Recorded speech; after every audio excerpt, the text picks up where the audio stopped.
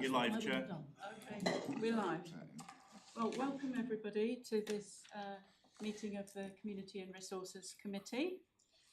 Could I ask you to turn off your mobile phones if you've not done it already? Item 1, apologies for absence. Thank you, Chair. So apologies have been received from Councillor Hicks and Councillor David Brenton with Councillor Hackett substituting, and apologies from Councillor Lauren Bright with Councillor Cottle-Hunkin substituting. She is in the building, but she's just not here yet. Yes, I understand she's got another meeting online and she'll be joining us shortly. Okay, thank you.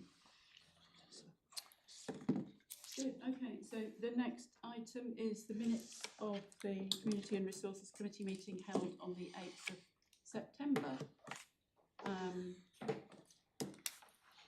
Should we go through those? Any comments?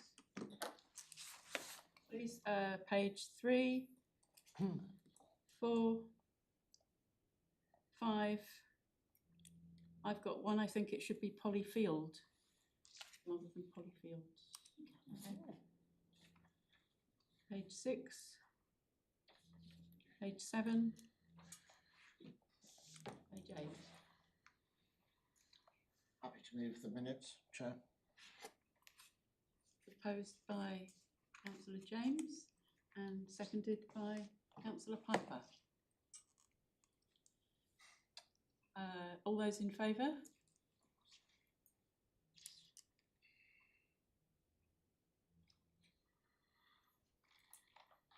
Against? Abstentions?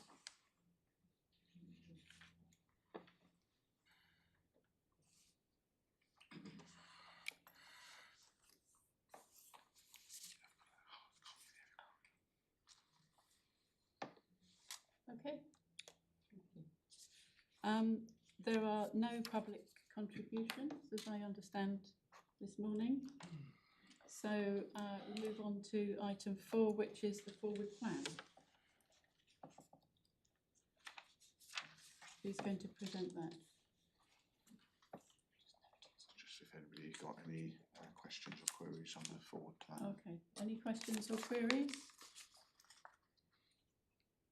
No? Okay. We'll move on to item 5, declarations of interest. Members with interests to declare should refer to the agenda item, describe the nature of their interest when the item is being considered.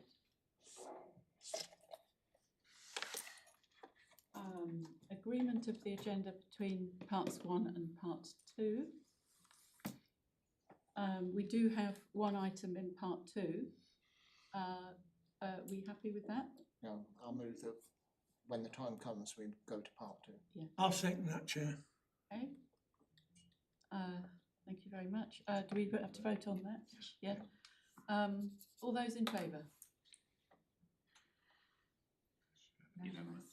Thank you. Urgent matters to be brought forward with the permission of the Chair. Any urgent matters? I'm not aware of any, Chair. No urgent matters. Okay, so we'll move straight on to item 8, which is cycling through Victoria Park. And I think we have a presentation on that. Yeah, good morning. Morning, everybody. I'm Adrian Avery, Community Project Engagement Officer. I don't think, hopefully you've all had a bit of a presentation in your packs to read beforehand. Purpose of my report is for the committee to decide if promoting a recreational cycle route through Victoria Park in Bideford using existing pathways is still favourable with a new route avoiding a paddling pool area. You'll see on the screen, thanks Tom, there's the map of what's being suggested. Just as a bit of an introduction from the report, I presented this already back in August in 2023. The committee was presented with a report to consider the cycling through Victoria Park. It was felt by the majority that does have many benefits, and the council was supportive. However, the actual route at the time was not agreed, and as it was considered too close to our paddling pool area, which is very popular in the summer.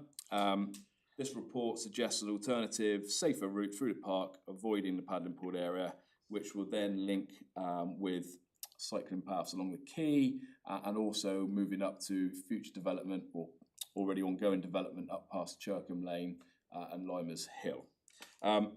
So the report mainly consists of the presentation that was sent around, so I won't go through all of that. But it's more about any questions, and to raise the main the point that we're getting to is that so people are currently encouraged to cycle along our quay from Bideford, and it's how we try and so I'm presenting this probably as a member, as the officer really that represents our active travel working group, and this has been discussed for quite some time along with many other projects for us to try and encourage more cycling and walking around the area, just through its health benefits really, and this route, it just changes the direction. It means we encourage cyclists to go past the front of the park, past the Burton Art Gallery, and around the outside of the main Victoria Park, along past Bideford Rugby Club and out the other side. That's the main objective of this discussion today, councillors. If there's any questions, I'm happy to take any questions now. Any questions, please? Yes, Councillor Heather. Yeah, here we are again with this crazy scheme, in my view, of encouraging cycling in the park. This is potentially a dangerous scheme, and it is, and it's in the report that there are risks to the public through having cycling in the park. The scheme was not supported by this committee last time in August 2023 when it came before it. And it was not refused just because of the paddling pool. There were lots of other issues raised. The majority of the committee did not believe that cycling through the park had many benefits and that the council was supportive. I don't know why that's in the report, because it isn't true in my view. Reasons to refuse the scheme: the routes through the busy Riverbank car park, where it starts off, coming from the northern direction, come through Riverside Close, and it's proposed then to go through the car park outside Riverbank House. Then it goes up this little bit of tarmac path onto where the rugby club is. Then it goes straight past the entrance and exit to the rugby club, with people walking straight out onto that path there. So any cyclist passing, you like to walk straight out in front of them there. The route then passes right in front of the entrance to Bideford's Children's Centre. Again, people coming and going all the time. It will pass the entrance to Victoria Park Bowling Set Club with, there's quite a few elderly members down there coming and going through. Again, the entrance to that comes straight out onto the proposed cycle road. Then it passes the Park Lane entrance, which is pretty busy. It then exits the park alongside the Burton, so you come down the side of the Burton and out onto the public footpath on Kingsley Road, which is very busy along there with people walking, and very busy with people coming and going to the Burton Art Gallery and Museum. The route then passes the main entrance to Victoria Park, and then the entrance and exit for the Bank End car park, which again is busy. Buses going there to turn to go back down along the quay. It's just ridiculous scheme in my view. It really is, and completely unnecessary. There's also a conflict on, for instance, Saturday mornings with the park run. Part of this cycle proposed route, the park run use it on a Saturday morning. I mean, the sensible, safe route for cycling, I'm all for cycling, I've got a bike, not that I've been on it for a year or two, but it's there with flat tire. But the safest route, and I'm all for encouraging it, is to come out of Riverside Close, go past Riverbank House, cycle past there, and then you can come down and you can come onto Landvisio Walk then. You can go on to there and come right away, following this southwest coastal path. That's an ideal route. And you can come straight through, you can ride along the riverside, and it joins up with the quay down here. You're not passing any entrances as this proposed route. You're not making any threats to people using the park. And there's a very good reason why a bylaw was passed restricting cycling in the park, and nothing's changed. In fact, I should think more reason to enforce it now with the amount of cycling that's going on. Now, we all know what it's like on the Tarka Trail. Bikes come hurtling up behind you, with a lot of them haven't got bells on. And I can just see younger cyclists wanting to race each other or time each other through the park on that route. They'd start off up with a rugby club there, and they'd come hurtling down who could get to the Kingsley Road entrance first or fastest.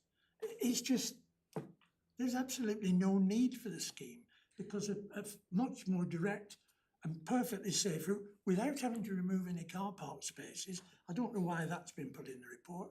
You won't have to remove any car park spaces.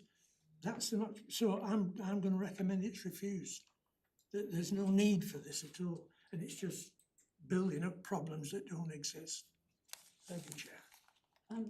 I'm aware that the Active Travel Group, and I'm a member of the Active Travel Group, we talked quite a lot about this. Quite a lot of work has gone into looking at alternative routes and so on. I wonder, I think Councillor Hames, you wanted to?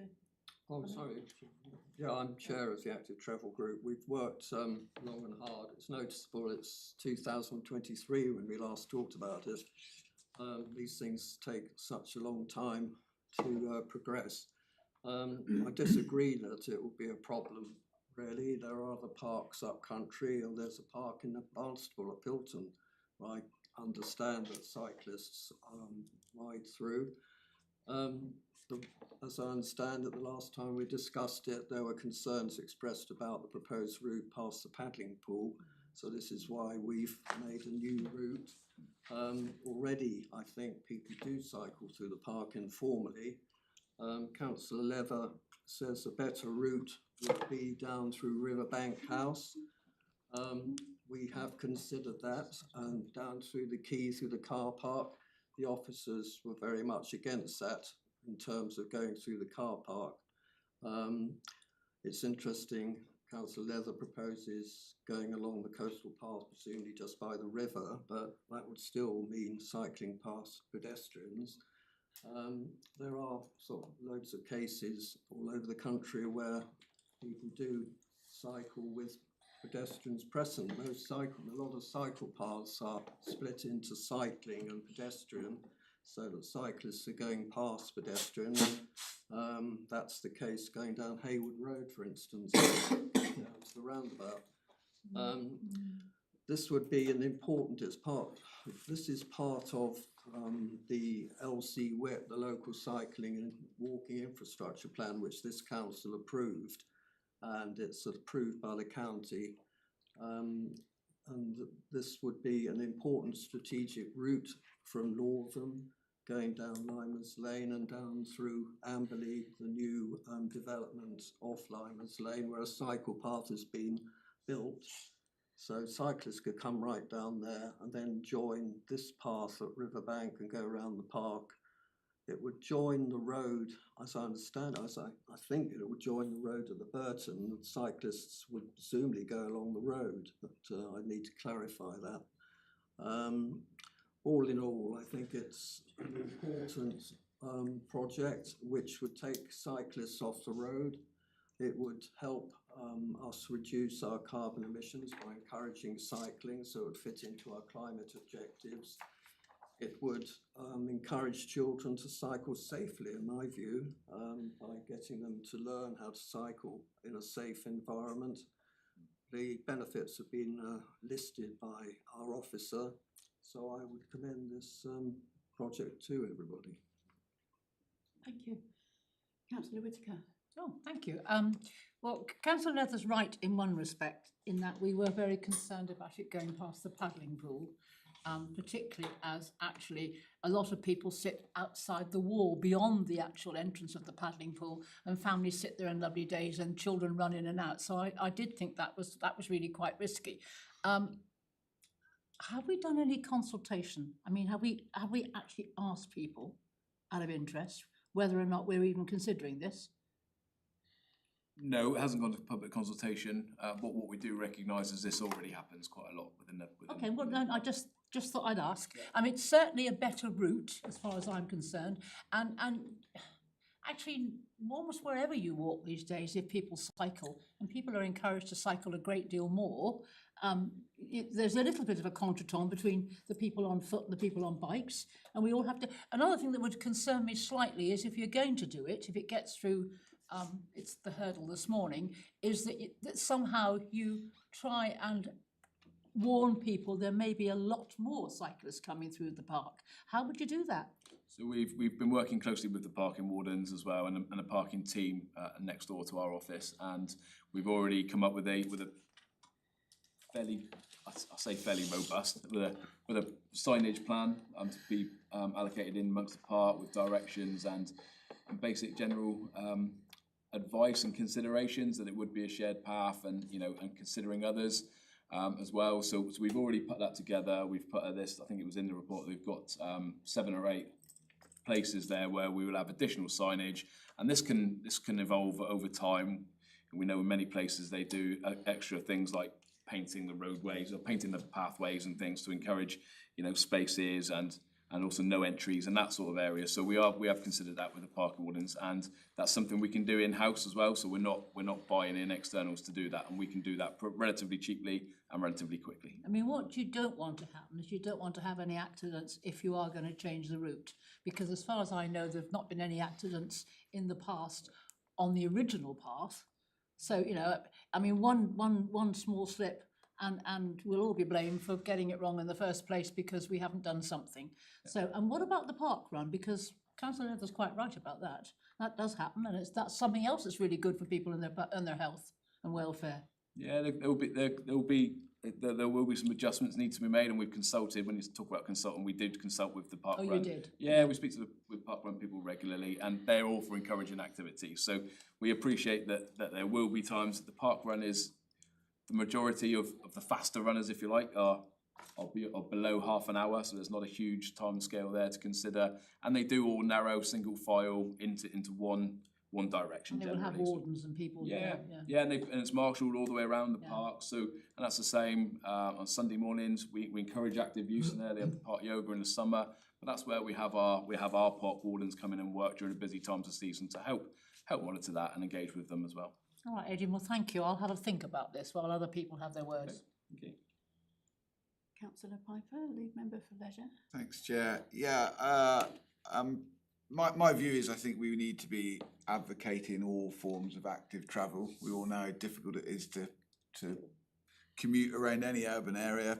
Car is king in this country, unfortunately, and it's causing us some problems. So I think, I'd generally be an advocate of trying to work even these small-ish schemes, local-ish schemes, I think make a difference and perhaps change some ingrained mindsets. I also think it's about encouraging considerate behaviour. We hear about things like the Tarka Trail, and that I'm a big fan of the new hierarchy that they put out with regards highways, where the bigger you are, the more dangerous you are, the more onus it is on you to look after the person that's more vulnerable. So likewise, cyclists, which are quite often very vulnerable, in this sort of situation, perhaps it's flipped over. They need to be a little bit more considerate to people walking. I think it's been a good process. Perhaps there's a natural tendency, obviously, Lead for Leisure is going to be fairly supportive of a cycling route, but I was interested to hear the views of people from Bideford on this, who perhaps know the park more than I do.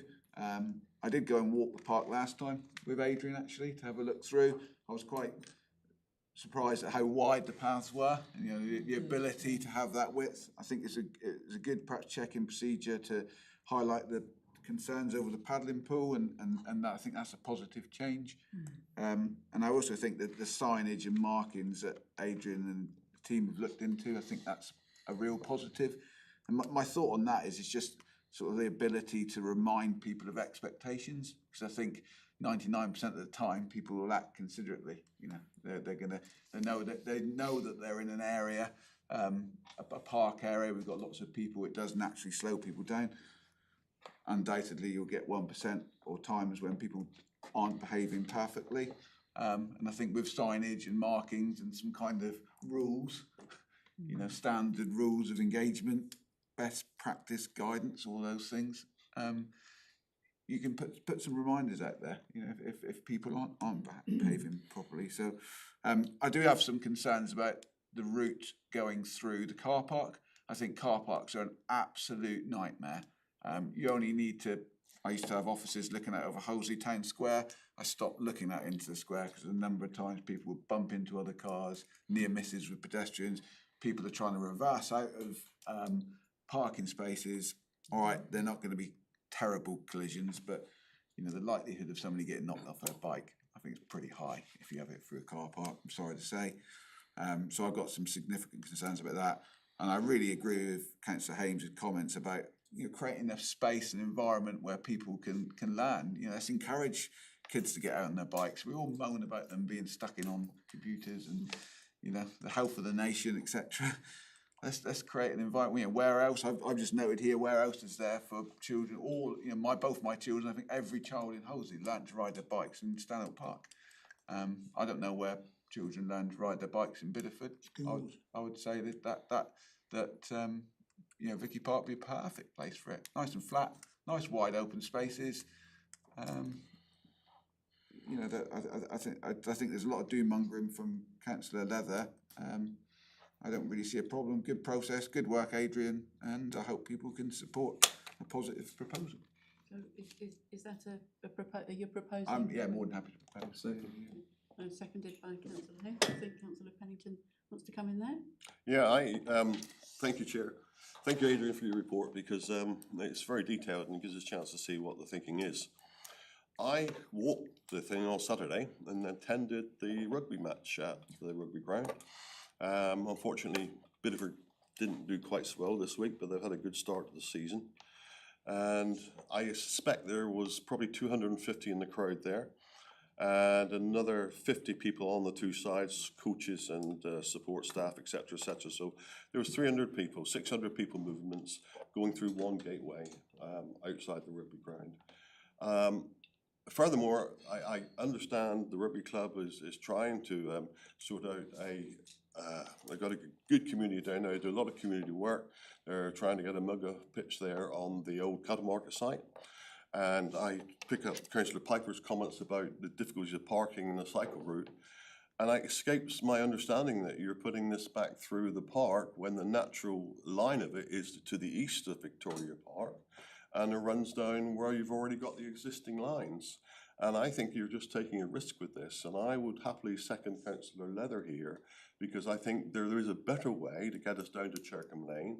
I'm going now from south to north. The line runs down behind the bicycle or the office then on the quay. That's where the cycle route is. And I think it's far better placed on the eastern side of Victoria Park, down through the car park. And I know there's a little bit of a bottleneck there just by our offices as it goes through, but you are picking up a straight line, and I don't think you're putting as many people at risk. So I will second Councillor Leather on his proposal. Yes. Thank you, Chair. I've got a couple of declarable interests here. My professional qualification on this is I'm a member of the Institute of Public Rights of Way and Access Management. I'm also the Access Field Officer of the British Horse Society. I'm going to speak about this route now. There is something called LTN 120, which Adrian, you would be familiar with, and also WHICH-R assessments, which stands for wheelchair, cycling, horse riding, and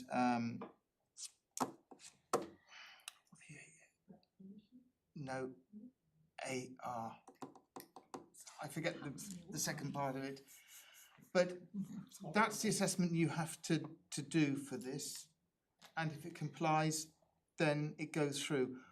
I hear what you're saying, Councillor Leather, about the concerns you have for mixing all the user groups together.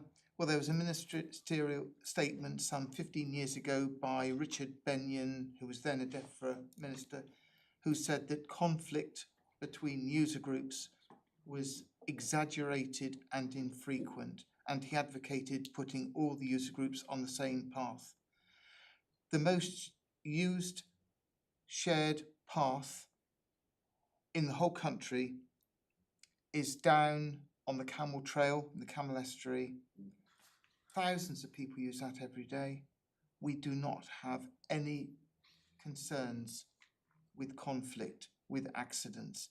It just does not happen. The statistics do not support the assertion you've made. The one thing I would say is that people tend to go the shortest way. So I would support what you're saying, Councillor Pennington, in the way people would tend to follow the line of the river. But I'm very happy to go with the report. I think it's an excellent report. And I know, Councillor Piper, you've done a lot of work on this, and you know, I'll back you all the way on that application you're making. Thank you. Okay, I've got just a couple of clarifications, really. That yes, we're talking about active travel. You're talking about different types of cyclists. Active travel, commuter route, getting from one place to another quickly. I quite agree that those people who are confident cyclists who cycle regularly, they will still come through the car park with all the dangers that involves, and they'll go along by the officers. We know that they'll still do that. They will not go on Landivisio Walk. I don't know if you've seen the surface on Landivisio Walk. It's not a cycling. Concrete. It's not a cycling surface. It would be taking a lot of budget to make that suitable for cyclists. So it's quite a good idea. The problem that we've been having in the active travel group is that there is very difficult to getting money forthcoming for these schemes.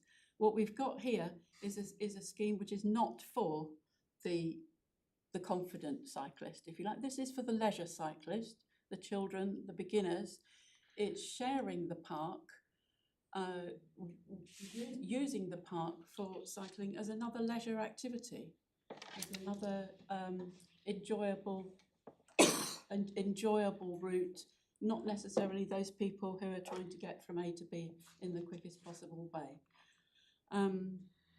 So I think that we need to allow those people who want to cycle, the children who want to cycle, into the park to share those spaces with the rest of us. And there has been a lot of work on this already, and I think that may actually take the pressure off the narrow lane in front of Riverbank House, and it certainly avoids the dangerous road, the bit that goes up the bottom of Hayward Road on the A386 from Rydens to Hayward, where there's been one fatality and another very serious accident recently. So I would thank officers for putting this together, and I think it's an important way of supporting cycling as a leisure activity. Any other comments? Just one. Is there any way of ensuring that people who still want to go through the old route are made aware that they still can? I know that's a difficult one because you're wanting them to go in the park, Well, but you see where I'm coming from? yeah, and I don't think we are necessarily wanting them to go through the park. We're probably encouraging a different type of user that would that cycle makes more past sense. the council offices, you know, and that's more the commuter, like Councillor Tinsley says, the more confident cyclist, and we manage that already, and we don't see many issues with that currently. But if there was, I don't think there's a need to. We're not suggesting they shouldn't cycle that way. Okay. And if anything, in the long term, that we are looking at what we can do along that east side pathway there to make that a little bit safer, because it is quite a high pathway and there's only one entrance onto that, and there is a lot of conflict along that section. So it's not something that we're going to discourage, but obviously we want to encourage the other type of user more through the park. Okay, thank you. Can I just ask one legal question? Councillor Leather, I think. Yeah, just to, well, councillor Piper mentioned he doesn't think they should be cycling through the car park. Well, there will be, Riverbank car park, which again is very busy because you've traffic coming in both entrances to it, and you'll be coming onto near the rugby club as traffic comes past Malvern Primary School. There's another conflict there. I mean, all the way along this route there are conflicts with other entrances and people coming and going. It's not just about a shared route, people walking and cycling on the same route. You mentioned the camel trail, we've got the Tarka Trail, where everybody uses that. All kinds of people use the Tarka Trail. But this is different when you've entrances and exits of things. And to come out onto Kingsley Road on the footpath there, which is a busy stretch of footpath, and there's people coming and going to the Burton all the time, a lot of them again elderly, a lot of infirm people, and you're putting cyclists there when they needn't be there, and you're putting them in the park when they needn't be there, because there's a much better route that comes along through on the quay. If you don't want to cycle on Landavisio Walk, which isn't that bad to cycle on actually, there are a lot worse areas, you can go along the footpath behind the park. That's wide enough. A bit rough in places on that footpath, but you can. And as for children training, schools do a lot of training with children to learn to cycle. And I was up at the new operations centre last week looking at it, and there was about 12 children with high-vis jackets on and crash helmets and instructors in Alverdiscot Road, coming out the side roads onto the road. They were being trained there. So all this about training people in the park to ride a bike is for the birds, really. There is no lack of areas where people can learn to cycle. And it is just making an issue a problem where none exists currently. And I, for the life of me, just can't see the sense. I reckon if you put it to a public consultation, you get a lot of objections to this scheme, but that's all been bypassed. I don't know why, but it has. And I'm all, as I said at the start, I'm all for cycling, no problem with that. But the better route, the more direct, better route is along by the river, either in the car park, either on the footpath behind Victoria Park, adjacent to the car park, or down Landavisio Walk, take your pick. And it joins up on the quay then, without crossing all these entrances and causing the problem. I mean, the report talks about potential conflict with pedestrians and other users in the park, injuries where safe practice isn't followed. Who's there to monitor any so-called safe practice? Nobody. We don't have people in the park. There aren't wardens in there all the time every day. So why create a problem when there isn't one? Okay, I think we got some, I think you were next. Yeah, just two further points. Thank you, Chair. First of all, I'm just looking at the lines here. St Mary's School, a lot of youngsters walk through the park, and wherever the line they take, and they usually come in through the gates there to the west of Burton Art Gallery, and certainly cut through the old cricket ground over the blue lines, etc., etc. And I'm just worried that there may be a risk there. We want children to walk to school. I've got 3 schools in my ward, and children being driven to school drives me around the bend when I think, when we talk about active travel and all the rest of it. And I think you'll be putting children off being driven to school, because if cyclists are in the park and all the rest, you're taking away what is a recreation area for people, pedestrians, and a pathway to school. And second, on page 21, it says, it could occur, accidents could occur where safe practice is not allowed. Now, we're recognising in our report that accidents could occur. What risk are we putting our council at if there should be an accident? Are we becoming liable for allowing something that shouldn't have been allowed? Can I ask our head of legal for interpretation of how the law would interpret? And I know I don't want an accident to happen, but we live in the real world and sometimes things do happen. What risk are we putting Torridge at? I think it all depends on the reason for the accident. I don't think we're on any more risk than we ordinarily would by use of the park. I mean, it's covered under our public liability insurance. I think if it was through the fault or negligence of how someone was cycling, that would be down to them. I can't see how that could be put on Torridge, but If it was down to a problem with the park or the area, then that would be down to Torridge. So I don't think it increases any more risk than what we've already got in the park. Thank you. Thank you for your answer. Councillor Piper and then Councillor Hackett again. Thanks, Chair. Just to come back on a couple of points Councillor Leather raised about concerns of going through car parks. My concerns going through the car parks are the sections of the car park where the cars are reversing out of their spaces. Actually, this route doesn't do that. It avoids going through the bits where people are having to manoeuvre their cars in and out. And there's quite a big difference in that. On Councillor Pennington's point about Bideford Rugby Club, completely understand that there's going to be very short, busy times when they're all rocking up to the rugby and going home from the rugby. Well, a bit more at risk at the end of the match than they are at the beginning of the match. Yeah. Very true. But people use, common sense. If a cyclist coming in, there's lots of people. Cyclists slow down. I'll be honest. I've done a lot of cycling in my time. You have periods where you have open roads, you can get on with it, and open spaces, and then where there's lots of people, you might even have to get off your bike and walk for 5 minutes. But I don't think that's any reason to stop cycling in Victoria Park. I completely agree with Councillor Tinsley's comments about serious commuter cyclists. I was chair of an organisation up until relatively recently, which included a cycling club.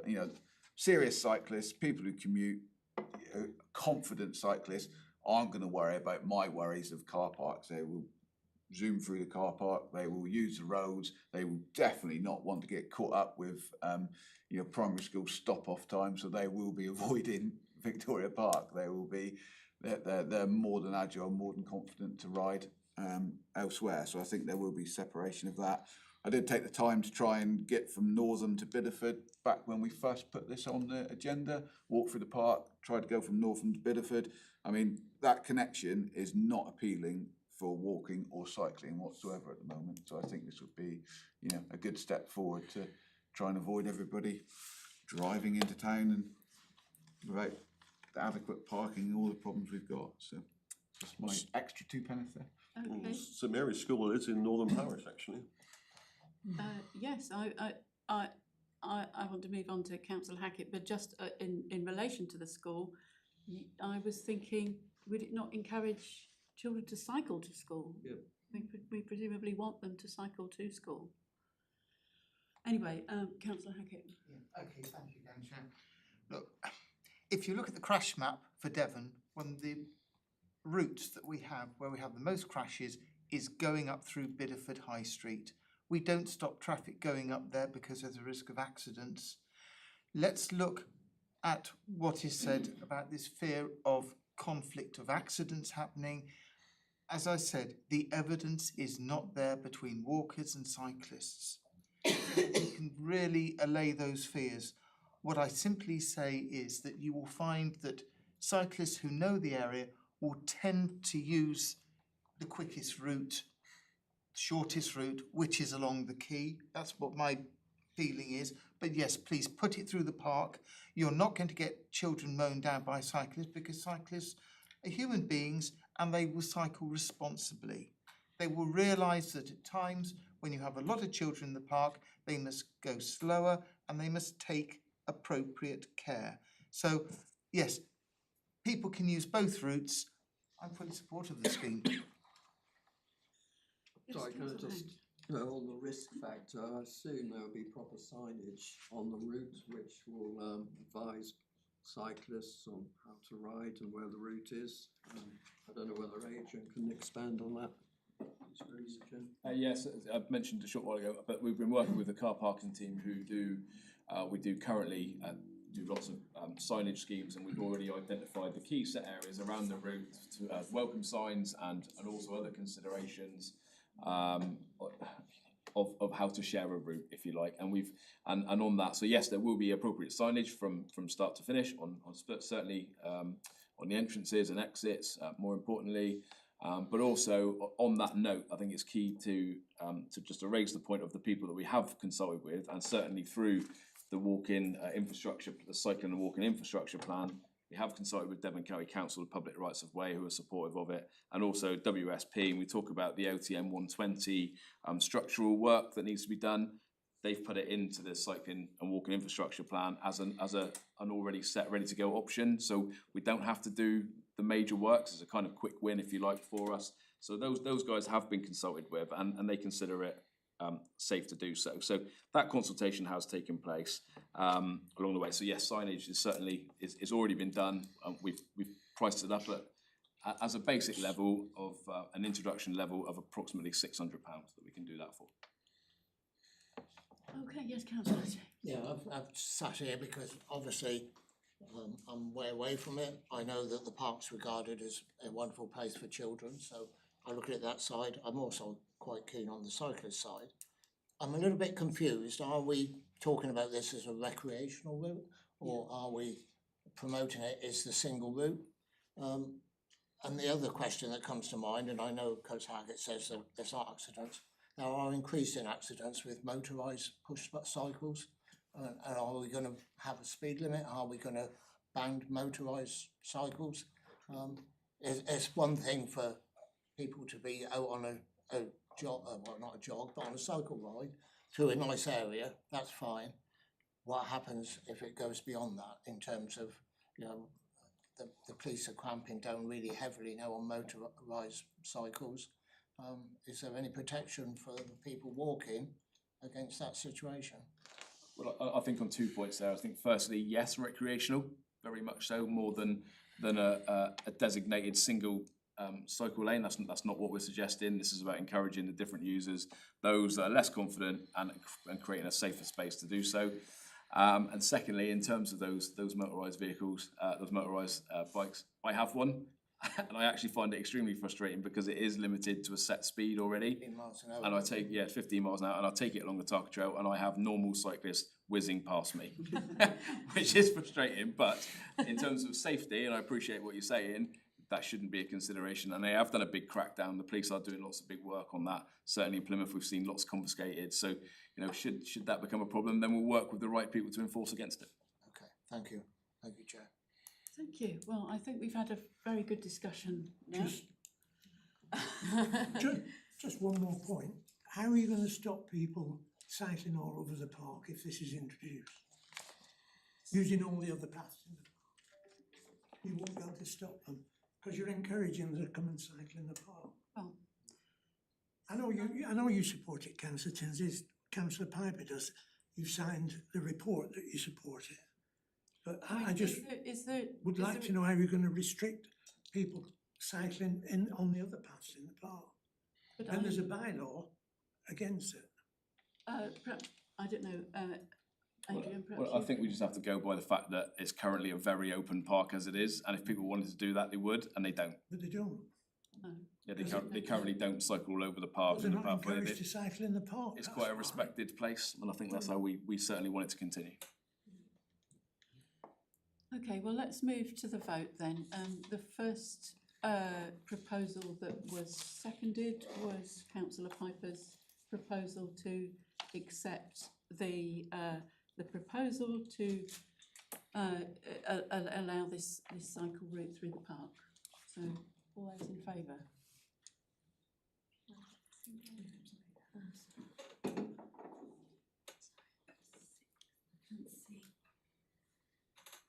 Six. And against?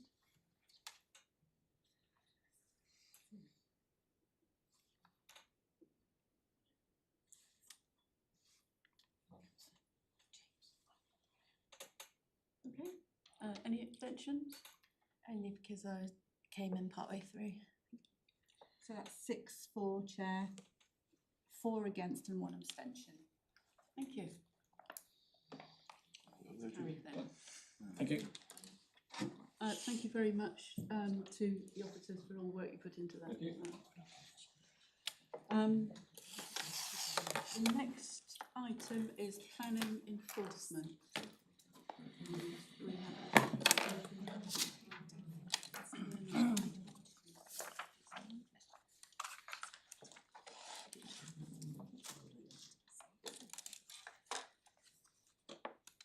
Okay, thank you, Chair.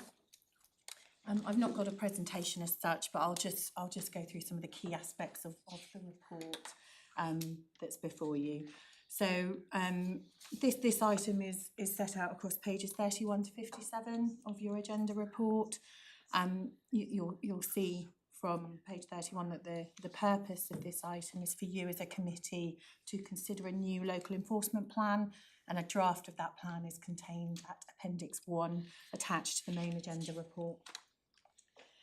The role of a local enforcement plan is to guide how the planning enforcement team deals with complaints regarding potential breaches of planning control, with the key objective of the plan being to ensure that investigations into these breaches are prioritised, having regard to the scale of harm, and also that any subsequent action is proportionate. So they're some of the main sort of tests in terms of planning enforcement. The currently adopted enforcement plan dates back to 2019, and that plan is now out of date. There has been subsequent legislation that's come in, certainly through the Levelling Up and Regeneration Act, which means certain aspects of that are out of date. But it's also considered that the means of reporting, certainly to internal ONS and through the QBR that's set out within the current 2019 plan, isn't fit for purpose. And then this new plan seeks to implement a different way of dealing with planning enforcement complaints. I've attended internal overview and scrutiny 4 times since December 23 to update them on performance of the team, and also to have sort of quite an iterative approach to the development of this new enforcement plan. So it's been presented to them a couple times to get their feedback, and it went to them at the beginning of September where they endorsed it to come before you today. The 2019 plan sets out 2 priority areas for dealing with enforcement complaints. So you have high priority, which is quite a narrow focus. It simply relates to listed buildings, tree preservation orders, with every other complaint that we receive all classed as medium, which means at the moment we end up with by far the majority of enforcement complaints all sitting within this same category that's classed as medium, which has sort of posed challenges in terms of the officers managing their workload. The QBR measures that arise out of the current enforcement plan, in terms of the sort of the view of the team, don't really reflect the work that's being done. So it doesn't highlight formal action taken, such as notices served, planning contravention notices, and there have been some concerns around certainly a couple of the measures, one being the updating of complainants and the other being percentage of site visits carried out within 14 days. The team have been falling short of those, so we've done a bit of a deep dive to look at why that is, and how the whole process could be improved. So the key changes in the draft plan that's before you today is the introduction of 3 priority levels. So there would, page 35 of your agenda report sets out a table which shows this and the associated timescales for the different sort of actions that would take place. Pages 7 to 9, which are on pages 44 to 46 of your agenda of the draft plan itself, have there's a table which provides clarity on the type of case that would fall within each of those priority levels, so that there can be some certainty to users of the enforcement plan to understand how any breach that they report will be dealt with. You'll also see on pages 35 and 36 of the agenda report, there are a series of service improvement measures that we're looking at. We realise that just sort of introducing a new enforcement plan alone isn't the answer. So there's a series of other things that we're doing, but the enforcement plan will be a key aspect of that, and the implementation of it will be alongside these various service improvement measures. So the recommendation at page 37 of your agenda is that the draft plan be adopted. There is a further recommendation that would enable delegated authority to head of communities in place in liaison with the lead member for planning to make any minor changes, so anything that may be required over the duration of the new plan's life, for example, in terms of maybe legislation changes, so anything that doesn't require a full review. And that's it, Chair. Thank you. Thank you. Anybody got any comments to make? Councillor Hames and Councillor Thank Hackett. you. Yeah, it sets out what we've been told before, I suppose. I mean, fundamentally, when it comes down to it, enforcement is really subject to the discretion of this council and is very much constrained by financial considerations. I am disturbed by the number of enforcement cases. If we can get those down, great. I do wonder whether we've got enough resources to back up enforcement in this council. So I think there's reference to the resource question in the report actually. So I hope that's going to be looked at. Another point I was going to raise was about complainants, keeping complainants fully informed of the results or the progress and the results of enforcement. I think it's vital that people should know that their complaints are addressed. And then specifically on listed buildings, I've raised this with the conservation officer about 1 or 2 buildings in Torridge or in Bideford area. Some of the listed buildings in this area are in an atrocious state, and I do hope that there can be consideration to emphasising looking at those and trying to to enforce owners to do something about them. It's such a shame. That's one particular building. I've raised this before. One particular building in Bideford, which it's just so depressing when you go past it. The state of it in Bridgeland Street, I think it is. So I hope our officers will pursue that as part of this enforcement regime. Thank you. Councillor Hackett. Yes, thank you. In the end, it all comes down to finances, and enforcement has been struggling for quite a few years now. Basically because of lack of resources. The 2 officers we have are drowning in historical cases, going back sometimes 10, 15 years. Officers don't have enough time to do a good job, which is frustrating and leads to low morale within the team. I think most people don't realise what a lengthy process an enforcement case can be before it gets anywhere near a courtroom. All cases must be cleared by the local authorities, legal department, firstly to establish the strength of the case and to make sure that it is good use of taxpayers' money. Not having an enforcement department or even an efficient one somehow makes a total mockery of the planning department, as there's no deterrent and some people in Torridge will take this as a green light to do what they want. One suggestion I'd have is to make sure that an enforcement officer could enlist the local knowledge of the ward councillor to assist with specific cases. Now, my ward is very rural and we have a large number of people who are just dropping cabins in woodlands. I'll give you an example. There's a common in Ashwater where they cut back a load of scrub and they found people living in a horse box. Basically got common. I've asked my parish council since I found I was subbing on today what they thought. Well, Broadwood Wood has made their concerns, or the chair has made his concerns very clear.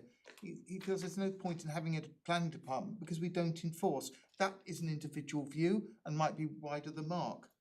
But Ashwater, I asked them last week and they said, well, where do we start? We just keep repeating our claims where people need to go and enforce and nothing happens.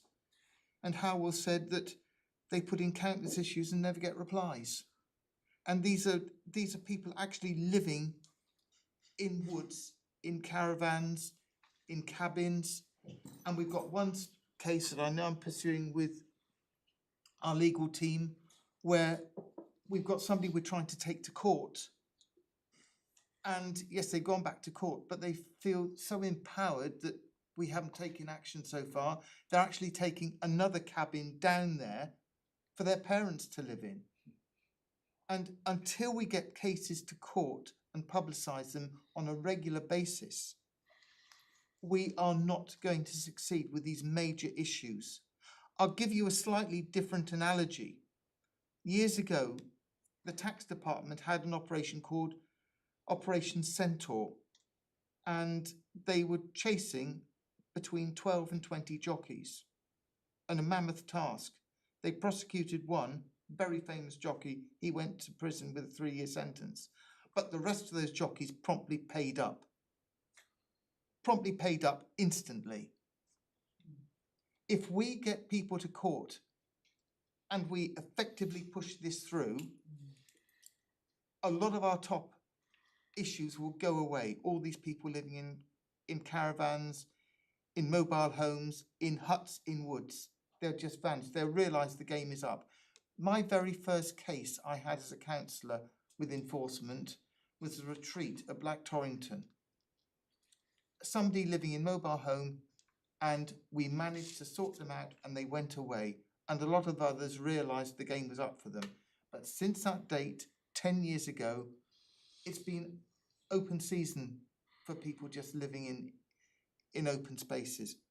We must enforce, we must have local ward members involved. Chair, I hand this back to you. Councillor Whitaker. Well, thank you, Chair. For me, it's about resource, it's about capacity, and it always has been, I'm afraid. I've always been very, I think of a polite word actually, concerned about conditions when we pass a planning application, because the people who want the planning application passed are usually quite happy, I imagine. The people who don't are very often unhappy, livid, feel let down, a whole range of emotions. And then, if they have to think about how they're going to progress things, they usually look at the enforcement on that planning application to see whether there's enough protection in place to actually satisfy their upset or their concerns. And very often it looks as though there is. Of course it does. But when it comes down to the grassroots, the basics of it all, it's not there. And it's not well, it is someone's fault, because it's about resource and finance and capacity, quite frankly, at the end of the day. We should do better. I actually mind us being criticised as a council. Really, seriously. Otherwise, why the devil am I here if I don't care about it enough? And actually, guys, there's the beginnings of a plan here, but I want to see this plan pushed right through to the end, please. Yes, Councillor James. Yeah, well, I represent a very, very rural ward, and at the moment we are now getting overrun with little traveller sites suddenly popping up, with threats of violence to anybody who actually does query it. So really, I don't know how we do it, but we do need better action.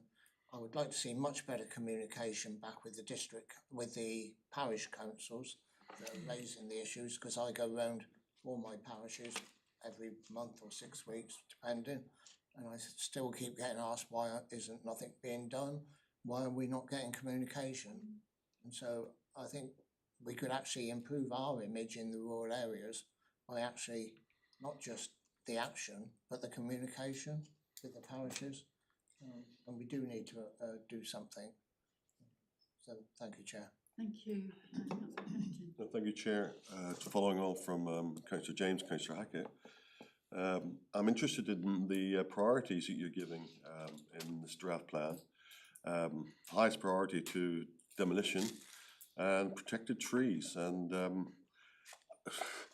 I just wonder, picking up the two comments we've had across from the other side of the table, I've got a rural ward as well, and nothing drives people round the twist more than seeing somebody put something into a wood and not happening. I don't understand why that's not given high priority, because if you can snip something in the bud and say that's high priority, and I would like to see a proposal that we put something in under the medium one, development that has a significant impact on the natural environment, put that into the highest priority. I think that should be in the higher priority, because it issues protection to what you're a reward. I've got 12 parishes. The biggest, I think, is 600 people in Buckland Brewer. And the other one is things like the SEMPs that apply to the conditions and enforcing them when people are doing the building work, because I know that 1 or 2 sites around the area have got into such a mess that it's made people's life absolutely miserable. from that side. And it's very difficult sometimes for ward councillors, like people say, what are you doing? I don't think we are very much involved in the process of knowing what's happening, and we need to know that as well. So my concern, if anybody would second it, is to put the development of significant impact of the natural environment, which is in the medium priority, into the higher priority. And I put that forward in the comments of I'll second that. Yeah. into the top priority. Thank you.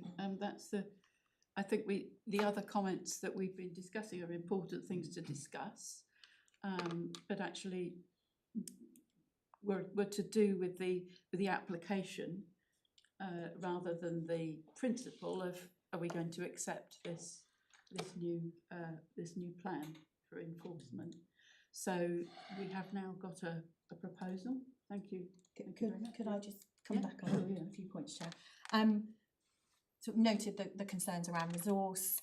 You'll see within the report that we're looking to dedicate a technical support assistant to support the enforcement officers, which we very much hope will pick up a lot of the communication issues, because that individual will coordinate all of the updates to complainants.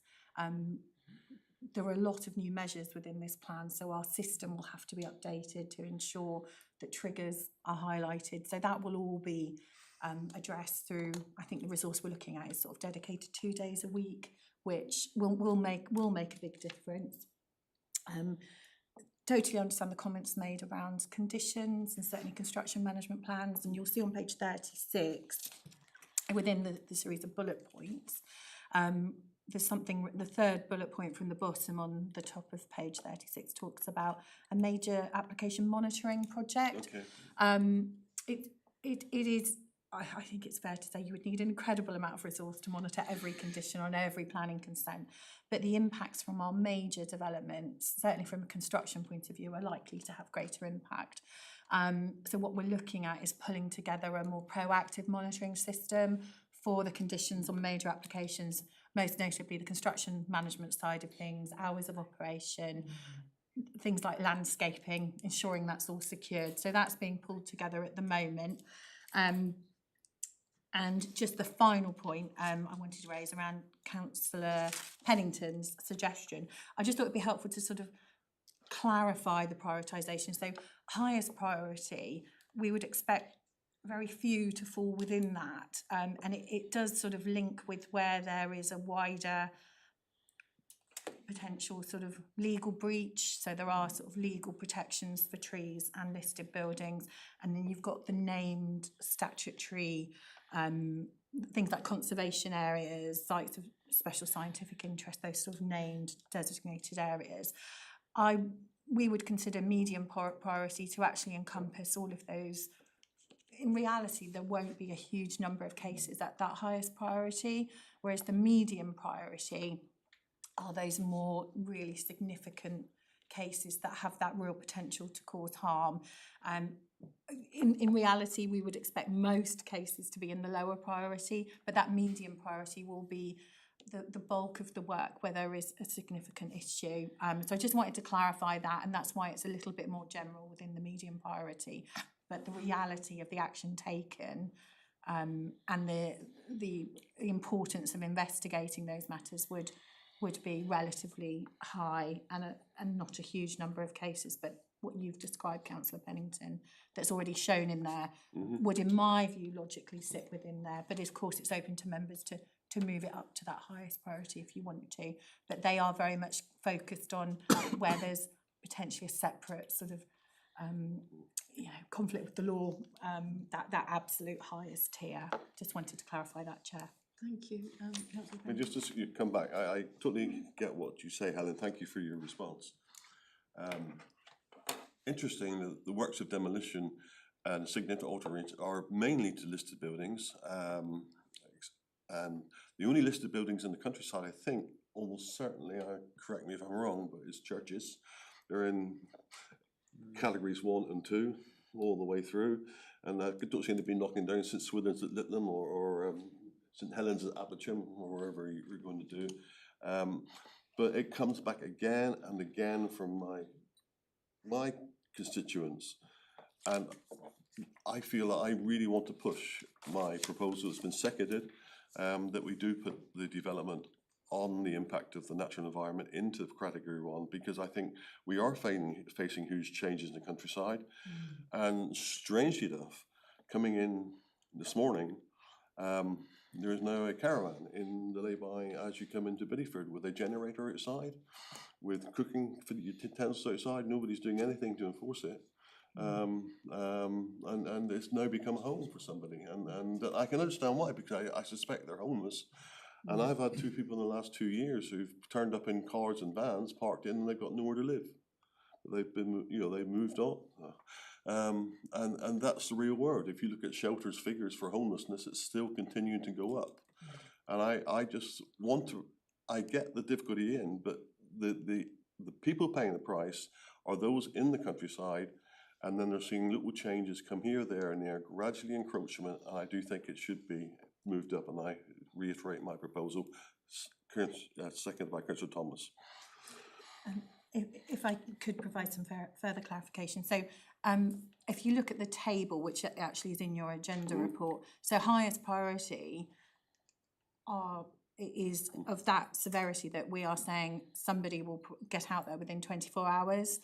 Now, what you've described, Councillor Pennington, whilst it is important that it's acted on, I think what we're trying to do is enable better ways of working here so that our 2 officers can manage their workloads and get to those important sites first. And it's whether you feel, for example, I mean, that's the obvious difference here, is that this is about getting an officer out within 24 hours to look at something that potentially is a separate breach of the law, or is loss of a protected finite resource such as a listed building or a protected tree. It is quite narrow in that focus.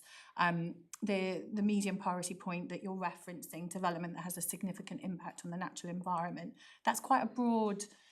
There needs to be flexibility here, so that on a case by case basis. But that would be something that I think the example you're given is sort of a mobile home or something in the woodland, is whether you feel that necessitates somebody going out, because the reality of this is that would mean somebody is going out within 24 hours to look at it, as opposed to within 15 working days. So that's the difference you're looking at here. Somebody in a mobile home, there would be, this isn't to say that things shouldn't be addressed as quickly as they can, but that time for addressing it, you have a sort of 10-year immunity period, and I'm not saying it should be that length of time, but whereas with a listed building that's in the process of being knocked down, it's lost. So I just wanted to provide that clarification for members. Thank you. Do you want to come back on that Just quickly? specifically answer that question, because listed buildings, interestingly, there's a Crooked Oak pub in Stafford, and they burnt it first and then they knocked it down.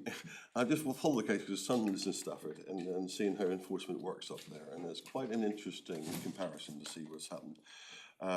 There's nothing to do. The thing's blinkable and knocked down, gone to the ground. And what the pub looked like before it started, you're never going to put it back like it was before, because it was crooked when it started. It's going to be crooked when it's finished.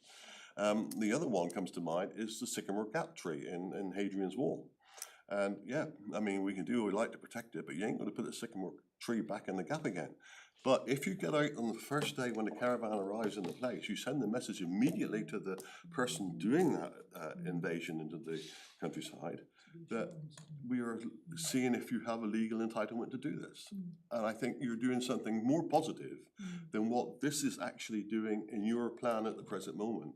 And I think you're cart before the horse in a sense here. And that's my response. Thank you. I've got Councillor Piper, and then Leather, Hackett and Elliott. So, and Colin. I just want to, I completely agree and understand the sentiment from you, Councillor Pennington, and obviously seconded by Councillor Elliott. Policies. But I have some significant concerns with changing those priorities, because I actually think the policy is really well written. I think it's something we really needed. I think the priorities are really, really good. I think the issue with elevating one element in a policy to try and counteract the problems we're facing, which we're all aware of and we all agree with, I think, doesn't quite work. I think the policy is there to inform officers how to do things in a sensible way within their resources. So if we, for instance, take that development as a significant impact on the natural environment, bump it up because we're trying to tackle this issue of mobile homes popping up everywhere, that's fine, but actually significant unauthorised building works as well could be really, really detrimental. Non-compliance with planning conditions resulting in significant harm to residential amenity, could cause real problems to people. So I think there is, I am very content with those, that banding. I think actually the issue is, and Helen's rightly highlighted it, is there's this legal obligation. So if somebody's going in, and there were, the stories weren't there, it's a cheap fine, take that tree down and you get a £1,000 fine, slap on the wrist, that's the best £1,000 fine that the developer's ever spent. Those horrific stories. Sycamore Gap is a great example. I actually wrote that one down as well, where we need to perhaps be out there in 24 hours. Somebody's doing something really atrocious on Biddeford High Street, hacking off a facade that's listed and protected. Yes, 24 hours. But, a cabin in the woods, that's got a long period of time to be able to tackle that, then, 15 days is pretty good response in my 15 book. working days. 15 working days is a pretty fast response. When you're talking about something that they're going to need to have there for at least, say, 10 years, I totally get your sentiment and why you want that priority raised. My suggestion would be to change the wording that we've got highest priority, but it could be extreme high. I think it's the wording. Medium priority sounds like, well, it's a bit middle of the road. Maybe we'll tackle it, maybe we won't. I think if that was highest priority, and then there was a separate banding for those listed building protected trees, which I totally understand has probably got stronger legislation behind them because they are protected by law. If there was some wording of that, I'd rather see that rather than cherry picking the odd one from medium priority, which I think in reality they all have a really high level of significance. And I think it actually just boils down to, what are we asking our officers to do? Are we really going to ask our planning department, which we all acknowledge hasn't got enough resources perhaps in enforcement, to then be having to worry about sending people out on the same day for every cabin in the woods? Crikey, they're going to be busy. And I think it's trusting our officers to know, I think getting officers out for every cabin in the woods in 15 working days is going to be tough enough. But I don't want to be arguing against the sentiment of it, because I realise the struggles in rural areas, and it is a problem. It's a problem down my way. But I think perhaps a suggestion would be to change the title of those priorities somehow. It's like weather warnings, isn't it? We don't get many level 4s, do we? I think it was Councillor Hackett next. No. I suppose the crux of the problem is not only visiting these sites, but following it through. Where are these cases of people who are living in the woods for the last 10, 15 years? Why haven't they come to court? That's perhaps what the issue is. Do we have a register of unauthorised dwellings? Do we review where it is on the process of enforcement? And do we have a policy of enforcing through the courts? If we publicise our cases, we will have a much better clear-up rate. Now, I know we had Reg Willing come in, was it 2 years ago now? And from my perspective, I would far rather he dealt with half a dozen major cases than during that 6-month period have a large number of clear-up cases by knocking off very minor issues. If he'd have concentrated on major cases,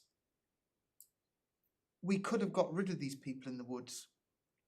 We could have brought them through the court process. I know how the backlog is with the court system, but if we get them on the conveyor belt, they'll eventually reach the top. And people will see that Torridge is not open and fair game for just pulling up and living where you want. So could I ask how those points are addressed that I've raised? So in terms of sort of a register of unauthorised dwellings, there's obviously a list of active cases. Some have notices served against them. They still appear on officers' caseloads. So the caseloads they are large, but it's not all new cases that they're investigating. If a notice has been served, then there is a separate register of sites with notices against them. It is then making sure around compliance with those notices within whatever period is given. So there is an ongoing, in terms of policy of enforcing through the courts, the enforcement plan itself sets out the different options. So there's no action, informal action or formal action. So that would be formal action. But there is a process that sits beyond the enforcement team, and that's working closely with our legal team, who we have monthly meetings now between, which has been a really positive thing to get in place, because it means that legal and planning enforcement are talking regularly around these cases. But ultimately, it's that test of expediency as to whether action should be taken, and that sort of is beyond the planning enforcement team themselves in terms of whether it ends up in court or not. Were they the main points, Councillor Hackett? Was there something else? Yeah, okay, I need to drill down a bit further, but through the chair, how many cases have we got that are actually coming up to going through the courts? Stacey might be better. I don't know. I don't have that information available, but I think what I will say is there's one in your ward, as you know. Yeah, there is. And actually, we don't always get a good press for taking action. And I think one of them, you'd seen that we were prosecuting farmers. So we have got back, which we aren't, by the way. That again is a rural site where someone is living at, and they've gone out and done a YouTube video on that. And I had lots and lots of queries from councillors asking, why are we doing this? Why are we taking action? I think the other thing to say is, when you say take it through the courts, that's all it is. It's a prosecution which doesn't actually resolve the issue on the ground. And I think, to be fair to Helen and to be fair to the enforcement team, the remedies that we have available to us are very limited.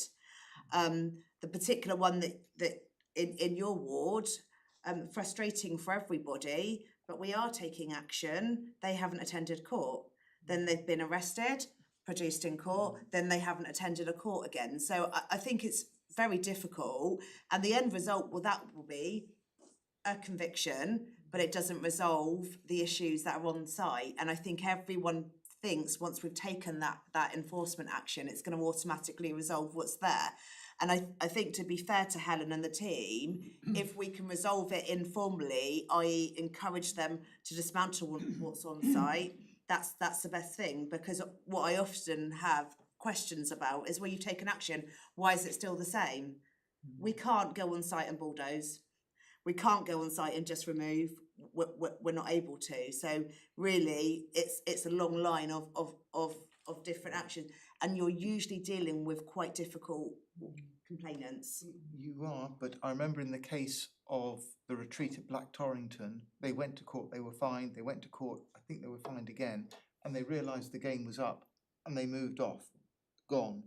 In the case of the one that we're talking about now, in my ward that is active, the enforcement process hasn't really acted as a deterrent, because they have bought another strip of adjacent land and they're moving another mobile home in because they feel that nothing is going to happen to them.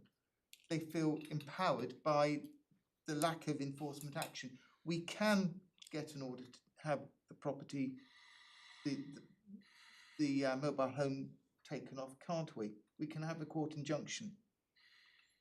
I think to be fair with, and I can't really talk publicly too much about that case, but there are a lot of other factors involved in that.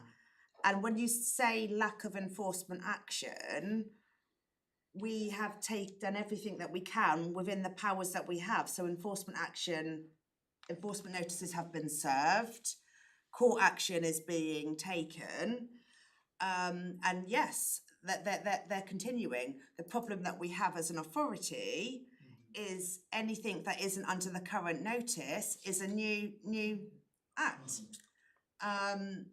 And there are other problems with that, which I have spoken to you about extensively. But I think, what else from a Torridge perspective can we do in those situations when we're using all the powers available to us? So, you know, I think legislate the government, lobby the government to give us greater powers, because we've used everything in our arsenal to be able to take that and go down, you know, take a strong action as we can. At the same time, I will say that we're being criticised for taking action by some people. Yeah. My concern would be if I was living in one of these properties and listening in to this meeting today, would I be thinking, I'm hearing that nothing can be done, so I'm going to hold out. That's my concern. What can we do to get rid of these people living where they shouldn't be? Because if they get away with it for 10 years and we haven't taken any enforcement, they go and get a certificate of lawful occupation. To me, that they can't do that once an enforcement notice Once has the been enforcement served. has been served, but That stops the clock ticking, and it will never be lawful. but can we get rid of them? You know, and that's very difficult, because I can't talk in a public committee about action that we may or may not take in the future. But what you do know is that we have taken action, and these people have failed to appear in court and have then been picked up on a warrant and then have failed to appear in court again. So I think from Torridge's perspective, again, frustrating, but I can't do anything about that. That's in the hands of the courts and having them produced. But what I will say is, as much action as we can possibly take has been taken on that one, or is being taken still. Do we need to go into part 2 to say what we can actually do to really get rid of these issues? I'm wondering if this is the right forum to have those discussions, because we're looking at obviously it's an important thing to discuss, but actually we're looking at the plan that we've got in front of us. We need a plan, but we also need to have an end result of that plan. Yes. So that comes to the implementation of the proposal that's on the table. I've got a couple of other people, Councillor Leather. I'll be brief, Chair. Thank I you. think it's a good plan all the way through. The one that matters mainly to me is the enforcement of conditions and planning obligations. And where we know, and this is a ward member job too, we all know in our wards where development's happening and what's happening in our wards. And if there's a planning permission being granted for whatever, a ward member should be keeping their eye, in my view, keeping their eye on what's happening. And if they think, or if a resident says they're not doing this, they should have been doing that, that's up to the ward member to take the issue up then. So planning conditions and obligations are important. And I'm looking at the medium priority ones where it states about those that call it resulting in significant harm to residential amenity. That is very important. That one is very important with the general public, where the amenity is being affected. But they're quite, I would argue, easier to deal with where there's a condition not being complied with. A phone call, I should think, very often will get it resolved. I mean, I've mentioned to our planning manager, Manteo Way, at the top of Manteo Way, Devonshire Home site, not secret, this, but one of the conditions is 2 bus shelters with the bus stops before any occupation of any of the dwellings, so it's not happened. The bus stops are there, but not the shelters, and we've got winter coming up. Now I know Helen's taken the issue up, been looking at that issue anyway, so hopefully every time I go up there now looking at the new depot, I'll see 2 bus shelters before long. But they should have been put up when they built the actual bus stops. You know, they raised the curb there, so when the bus pulls in, it's level with the step into the bus and that. But there should have been 2, last winter there should have been 2 bus shelters. and they should have been put there before any occupation, but they weren't. So a phone call for something like that, or, you know, is easy to deal with. this- Some of this these other again is- things, like the hobbits in the, Nation of it, isn't it? the hobbits Yeah. in the wood, well, Yeah. Did you I want mean, to just somebody got to reply live on somewhere. that? haven't they? Yeah, just on councillor Leather's point, so I think we would hope that the major development project that I mentioned earlier would, we've obviously already got our section 106 obligation monitoring system, which is working incredibly well, and what we would like to do is to have something through our system, and we are confident that just focusing that on major conditions is manageable, so that would have, if it had been in place, councillor, that hopefully flagged that up and we could have had that phone call. Okay, councillor Elliott. Yeah, No, oh, councillor sorry, Elliott. Elliot next, right, Yeah. sorry, Thomas. And then Yeah. councillor Cottle-Hunkin and then. Right, okay. Do our enforcement officers have set days of the week they carry out their visits? No, I mean, they may do, I mean, I think they both work full-time, the district is sort of split east and west, and they do manage their time, whether it's going out on site or whether it's writing up their reports.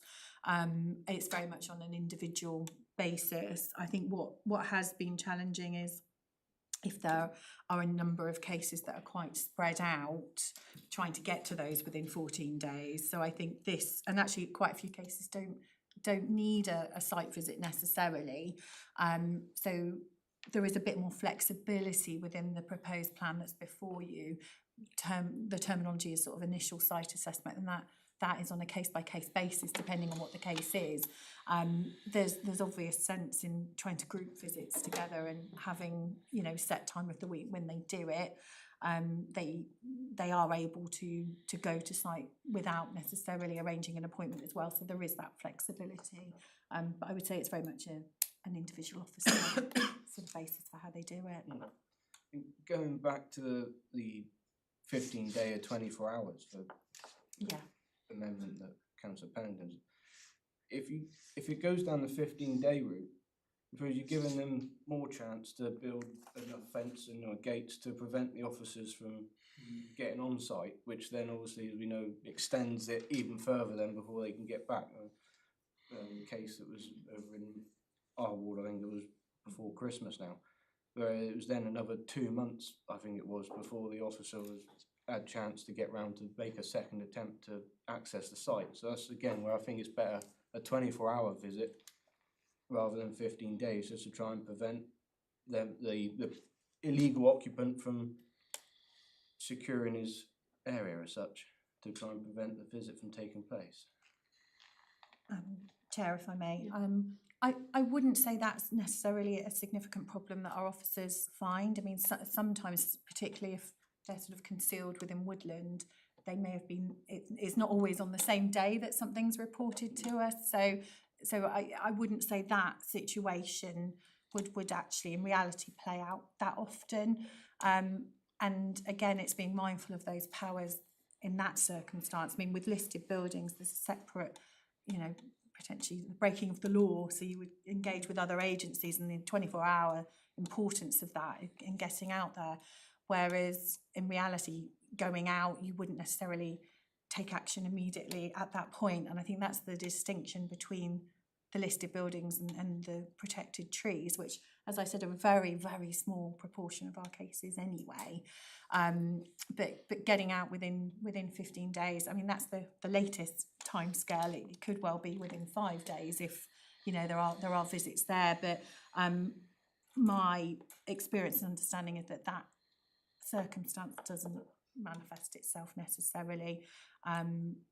That we have some cases, of course, where it's very difficult to access sites, but they're the minority, I would say.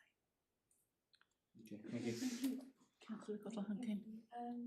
So it's referenced in the report about reviewing staffing and whether additional resources required in the longer term.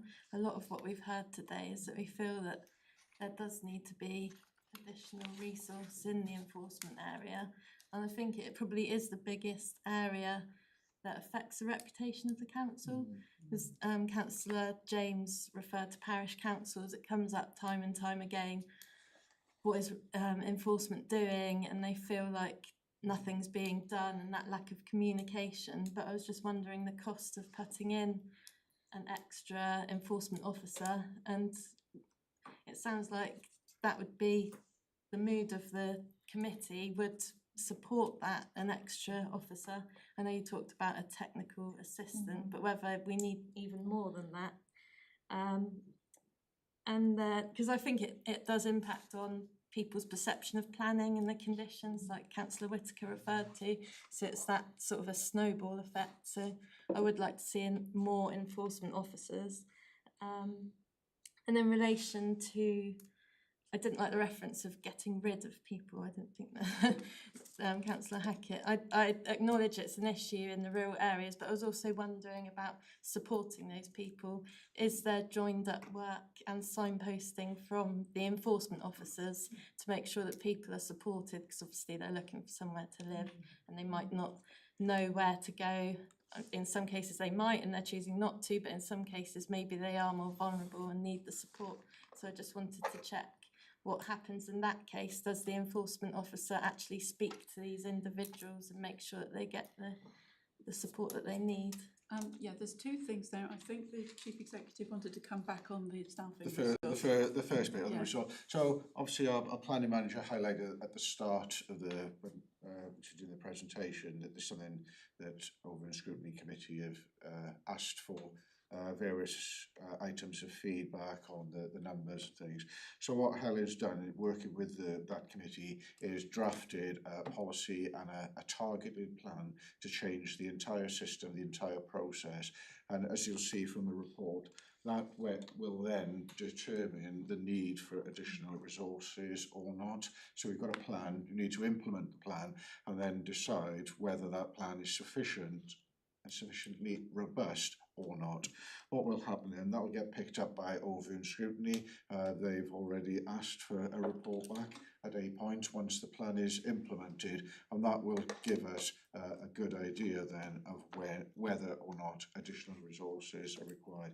Because Helen pointed out, there's a triage bit here where the enforcement officers are dealing with cases that they shouldn't have to be dealing with, and that kind of build up of cases, build up of phone calls is consuming time and resource. So putting in place the plan first, then reviewing its implementation and its effectiveness will determine whether or not additional resources are required. Thank you. Thank you. Yeah. On the support for the. Yes, so I mean, just reiterating what the Chief Executive has just said, I think that dedicated administration support, but at a technical support officer level, will be really beneficial, not least in leading on the important task of updating our systems. I mean, that in itself has to happen as a priority so that we can then properly monitor, properly report through the QBR and then evaluate whether additional resources needed. In terms of sort of that wider context, when action is considered, there are links with all the relevant agencies, whether it's a safeguarding referral, our housing options team. So all of that does happen, and I know that's something that the Head of Legal and Governance very much wishes to see in any sort of legal proposals that come through. Councillor James, you've been very patient. Thank you. I was just going to say, I accept there's stuff that's going on that needs the same day stuff. You know, if you see somebody cutting down trees or knocking down a listed building, you don't wait a day or two. On the stuff within what's going on, and I've got a hell of a lot going on in my wards at the moment, realistically, we don't always know about it for several days, and then it goes into the system. So I would take the approach, we have a plan, let's see if the plan works, and then we can be more critical if we know of the areas that it's not working. But at the moment, I think we accept the plan. I'm quite happy with the 5 days. I would like more feedback, because obviously what I have to do is I go to parishes, I get a list of complaints from the parishes, I then have to come back and talk it through with the officers. There's no real system at the moment of how we do that, so that would help us a great deal. And it's the communication with the community is the big problem. Not so much the days we deal with it, but how we communicate with the community. Is it possible to put that into the? Yeah, so that's all sort of embedded in what we're Yeah. proposing, and I think the sort of the timescales for the initial updates. Yeah. I mean, those updates would be to whoever complained, and often it is the parish council.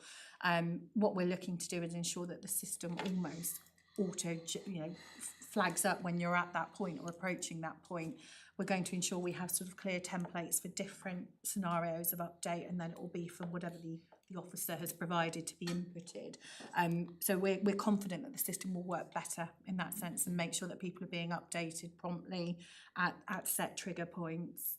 Could I just come back on that and say, I know you do respond to parish councils. I often don't know about it until I go to the parish Yeah. council meeting. So it would be helpful if ward members did know what was happening, and then we can deal with it Yeah. through communications. I on that point, and I'd need to take some advice from the head of legal and governance there, and every enforcement case is confidential, so it's just how the parishes don't always know about it. I think it's understanding which ones the parishes are aware of and which then we need to assist with you as ward members knowing about. It's not all of the details, it's knowing what ones are being looked at, you know, are they being looked at?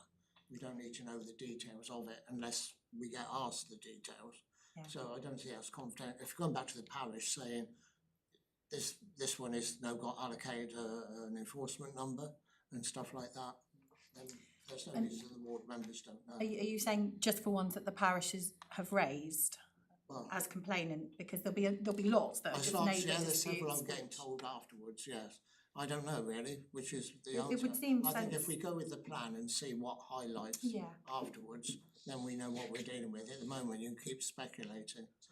So I would just propose we do accept the plan and if that's not already been proposed and have a plan and see what the effect is. Was that did you make a proposal then to accept the plan, or? Yes, I'm quite happy to, yes. So we've got, yeah, actually, before we move on to a vote, I've got a question, which was, is this enforcement policy going to be public? Yeah. And because I have a bit of concern that where you've got lower priority, and, you know, one of the options are do nothing, is that going to give carte blanche to certain people? So that the current enforcement plan is on our website. If this is endorsed today, then this would supersede that. And you know, it could be something that we provide at the time of a complaint being made. It's all about setting those expectations for how things will be dealt with. I think it's worded as lower priority. It's not low. I think it's all relative to the nature of the cases we have. It still indicates that it would be investigated and action taken if necessary. What the plan also sets out earlier before you get to the prioritisation is are things that actually aren't planning, that you maybe need to report to a different part of the council or a different agency, or indeed that are permitted development. So it tries to sort of provide that guidance that there are some things that, but if it is, again, it's about expectations, because you would be unlikely to take formal action for a very minor increase in the height of offence, for example. And I think it's not saying that it's not, you know, we totally understand that to an individual that could be an important issue, but it's about making the system work and be effective. So we've got, we've first of all got Councillor Pennington's proposal, seconded by Councillor Elliott, and then we had Councillor Piper's suggestion that we simply change the labels. So we've got highest and high rather than high and medium. Would you? Chair, I did also write down that, you know, the highest one seems to be that where there's a potential immediate breaking of the law. Is that a category as such? Because I can see some significant problems with making jumping things up to that 24, and just a Yeah. logistical issue. I think the sentiment is bang on, but I can see some real issues. So if there was a way to sort of appease that by and go, you know, I would support, to be honest, support Councillor James' proposal. We stick with the plan. Sounds like there's a joined up thinking to perhaps, you know, move towards reviewing resources and things. So I've just got some real concerns from Helen's workload. Well, thank you, Chair. Sorry, through the Chair. Yeah, my feeling is that the impact on the natural environment is equal to the damage to listed buildings and TPOs. I think it is having a huge effect in rural wards, and I stand by what I said earlier. I hope that I have a seconder, I'll test it, and if you want to go with Councillor James, you're quite welcome to. So you're going with the 24-hour.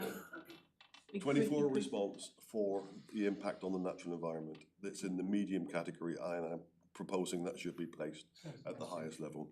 Okay, Councillor Hames wants to come in there? Well, you could add impact on the natural environment to the potential to cause harm to areas of scientific interest, etc. To lump it in together, maybe. Isn't it a slightly I don't want to get into it. We've had a long discussion today. Right. And Okay. I want to stick where I am. Let's I've got the second that you're happy for Councillor that. Pennington's proposal then. All those in favour?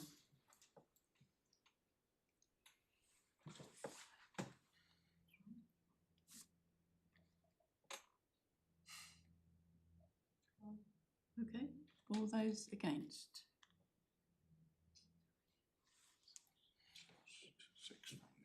Six, Chair. Okay, that's lost. So, are you saying we move now to Councillor James's proposal that we accept the? We adopt the policy We as adopt. set in the recommendations. Okay, all those in No favour? loss again. All those in favour? Unanimous, Chair. Thank you very much. Oh, that's Collins coming in. It's due to go back anyway. Oh, get me rid of the caravan. We'll see. Got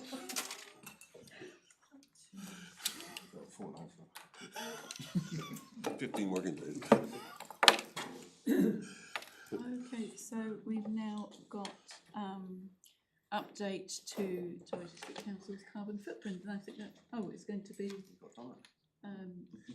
Climate Officer, thank you. Given the time, I'm not going to go into too much detail on this. You've obviously seen the report. You can see what our carbon footprint is. I think the important thing is the graph that is shown, and that gives you, the bars are our carbon footprint. The orange dotted line is where we need to be if we need to meet our climate emergency declaration, which says we're going to be carbon neutral by 2030. We are not on target. We are way off. We're not getting any better, which is why I have suggested in the recommendations, one, that you approve for publication the footprint, because that is part of our climate emergency declaration, but also that a report needs to go to council, just so that full council can understand where we are with this climate emergency declaration and our lack of progress to achieving it. Yeah, I think Councillor Hames, Oh, thank first you. of all. Yeah, well, as lead member, I feel I should sort of say something about the report. But first of all, to put everything in context, as we all know, we committed to a climate emergency 6 years ago with a net zero target 2030. Since then, things have moved in the world. We are probably going beyond an increase of 1.5 degrees in average temperatures. We know from every day in the news, etc., what is happening. We see glaciers melting in Switzerland, covering villages. We see widespread flooding in Bangladesh. We see wildfires in Australia, in the States, etc. In this country, I think it was last week, the intelligence community produced a report which cited climate change as one of the most important factors in our security in this country, in terms of food resources, in terms of drought, etc. in other countries, driving millions of people to leave their homes and go to other countries. We know that there are economic implications of climate change, that if we don't do anything nationally, internationally, then in years to come it will cost even more to deal with the results. So bringing that back down to us, we all, as a local authority, together with other local authorities, organisations, etc. in this country, have a responsibility to do what we can to mitigate the effects of climate change and to face up to it. The figures that Donna has given us are very disturbing, that we haven't, we haven't performed that well on climate. Some things we have done well. We've got our new buildings, we've got the Maritime Centre, we've got the Operations Centre, officers have taken on board our views about embodying energy efficient climate reduction measures in those buildings. That's really good. We've invested in some electric vans. I was very proud earlier earlier this year or last year when we purchased 2 electric vans. That was great. But then I plummeted to the ground when recently we decided not to buy 2 more electric vans. We need to up our game in this council in terms of transport. 40% of our emissions are from transport. That's diesel, mainly diesel vehicles. The impact on the environment of diesel is the carbon emissions, but not just that. In terms of climate, it's also in terms of pollution. It's been estimated that diesel and petrol vehicles contribute to 16,000 deaths a year in this country in terms of atmospheric pollution, and even more in terms of respiratory diseases, etc., etc. To invest in electric vehicles seems to be is the obvious way to go. Not only do they reduce carbon emissions, but they reduce our maintenance costs over the term of usage. We will be talking about HVO fuels. That could be an interim measure where we could gain significant carbon reductions in our larger waste fleet. In terms of property, we have yet to see the property management plan from the Estates Department, which seems to have been delayed year after year. It is vital that we incorporate carbon reduction measures in that. I would personally favour going to internal scrutiny and asking to see what's happening about that, because nothing significant seems to be happening, though we have obviously used money to upgrade Holsworthy Pool, which is good recently. But I and colleagues have suggested that we prioritise some buildings at least before we get the full plan together. So overall, the implications of this is that we need much more commitment financially in this council, in my view. When the budget comes up, we need to consider more funding for particularly for the operations services, so that they have the flexibility for more electric vehicles. And we need to look at what money we've got. We did hear recently that we had a large amount of underfunded budgets which we could draw on.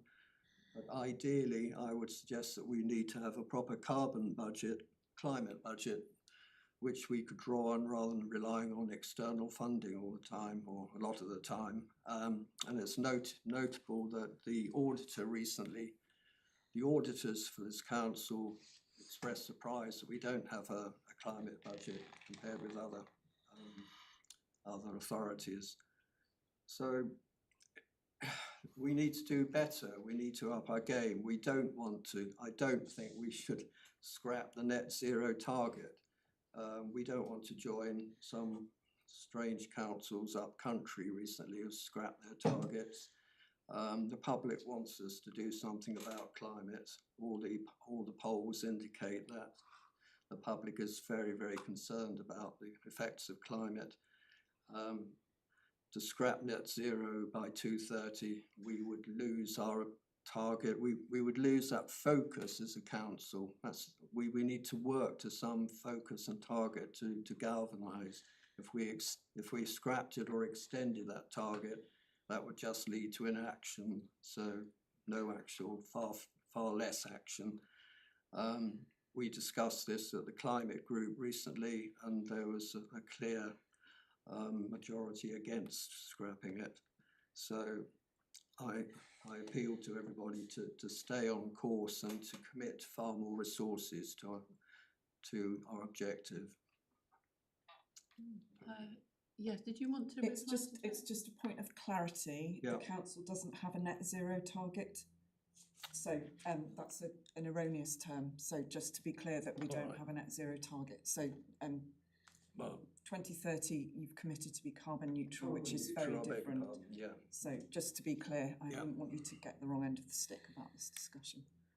Carbon neutral is, sorry, I'm a bit slow here.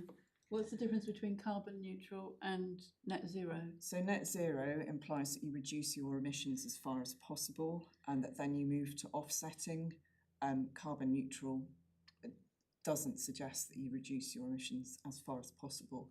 You move to offsetting earlier. I see. So it's quite different. I know it's a technical point, but it is really important to understand because it makes a big difference to what the council have to do. It's about the role of offsetting. Yeah. Councillor Leather. Thank you, Chair.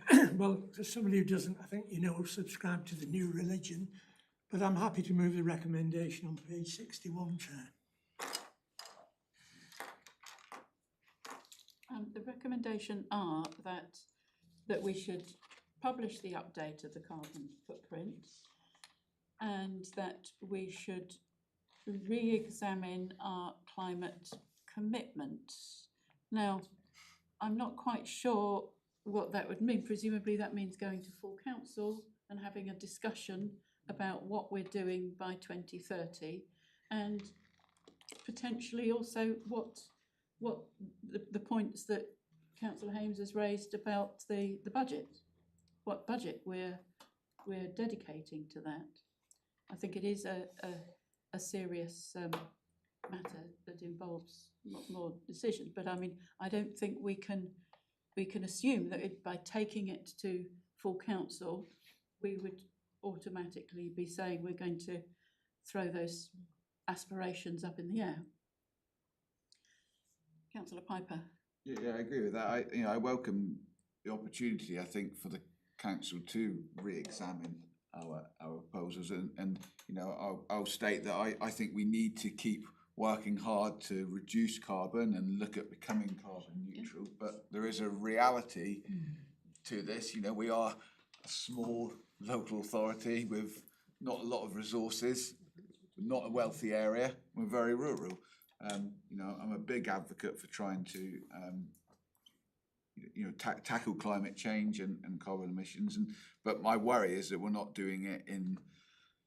I have suspicions that we're not always, and I'm not talking about Torridge, but we're not doing it in the right way, in the most efficient way potentially, and I do have concerns that if you continue to aim towards something which is totally unachievable, you end up losing the road to anywhere. So creating a target which is achievable, you're a lot more likely to get everybody working towards that and getting the will of the council. So I welcome the report and the recommendation. Councillor Elliott. Thank you. The only thing I'd like to say is that I think we need to remove, I know 21-22 was the year that we started recording the data, but the council wasn't functioning on all cylinders because that was COVID. And I think we need to remove that from all of our targeting, because from 22-23 onwards, we are actually lowering the footprint, and that was when the council was actually operating more at a realistic level. So I think to keep going back to that 21-22 is under false pretenses. I know it looks like that, but actually the reason that you've got such a big jump between those 2 years is not the impact of COVID. That jump occurred the year previously. It's to do with the 3 leisure sites coming back into the council, and they consume a huge amount of energy. But they'd have been shut during COVID, didn't they? Yeah, it was more actually getting the data from the previous leisure operator was not possible. So although we asked them for the information, they wouldn't give it to us. So the first footprints are not exhausted in the same way that our current footprint is not exhaustive, because not every tenant will give me their energy usage. So But we can look at the baseline year as part of that wider there's discussion. an important point there though, isn't there? That if you just look at those charts, it looks as if we're doing much worse than we are. I would really strongly say that you're not doing very well. I mean, No, that's I can as see an that. officer, I have to say the decrease in carbon footprint is really not good, and it's not anywhere near the target that you as a council have set yourselves. So that's why I think full council does need to look at the commitments it's made and the commitment it's prepared to make going forward, and the amount of money that is required to meet, because otherwise we'll get to 2029 and I'll go, oh, do you know what, you're not going to meet it, and you'll be like, well, why didn't you tell us that years earlier? 2030, to be honest, was unachievable at the start. Yeah. 2050 is even going to be pushing it. I mean, let's be honest, realistic, technology's just not there. That's, you know, for councillors to debate and agree. That's for, the discussion, which we're talking about whether we should have. Councillor Pennington. Yeah, mine, going back to that lovely graph on 59, it's a bit more like target shooting, really. I don't see why I didn't hit the target, and I know it's just to be carbon neutral, so it's a little bit of my misunderstanding. I see that the stationary combustion is reduced in the last 3 years considerably, and I take it that applies to the swimming pools. I think, so particularly Holsworthy, that has got 2 oil boilers, they buy the oil in bulk and then it's used up. So it's not like Richard's lorries, which are doing sort of the same sort of journeys year to year, and they don't vary hugely, Richard, that they're buying a similar amount of diesel year to year. The oil purchase seems to really throw the carbon footprint out, because they buy, so for example, in 2022, they bought a significant amount of oil, and then the next 2 years they've bought less, and so that's what throws the carbon footprint out. But it's just the way that the calculation happens. Okay, but just looking at a graph, and I'm a simple man, it seems like we're 100% over what our target point is. If you say in the column to the right, Yes.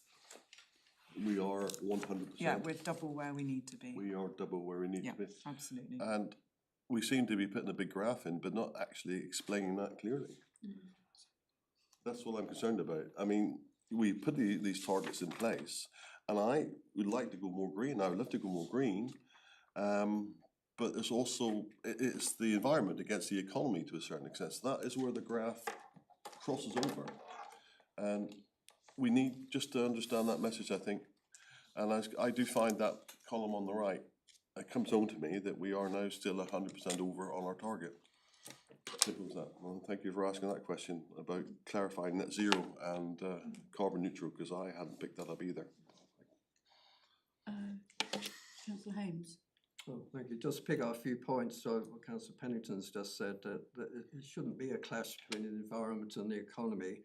Much of what we can do, well, as I've explained, with our, investing in electric vehicles, we get gains in terms of maintenance, running costs, in terms of property, if we invest in property, in terms of energy reduction, energy conservation measures, etc., you get a gain in savings. So there is a clear sort of relationship there.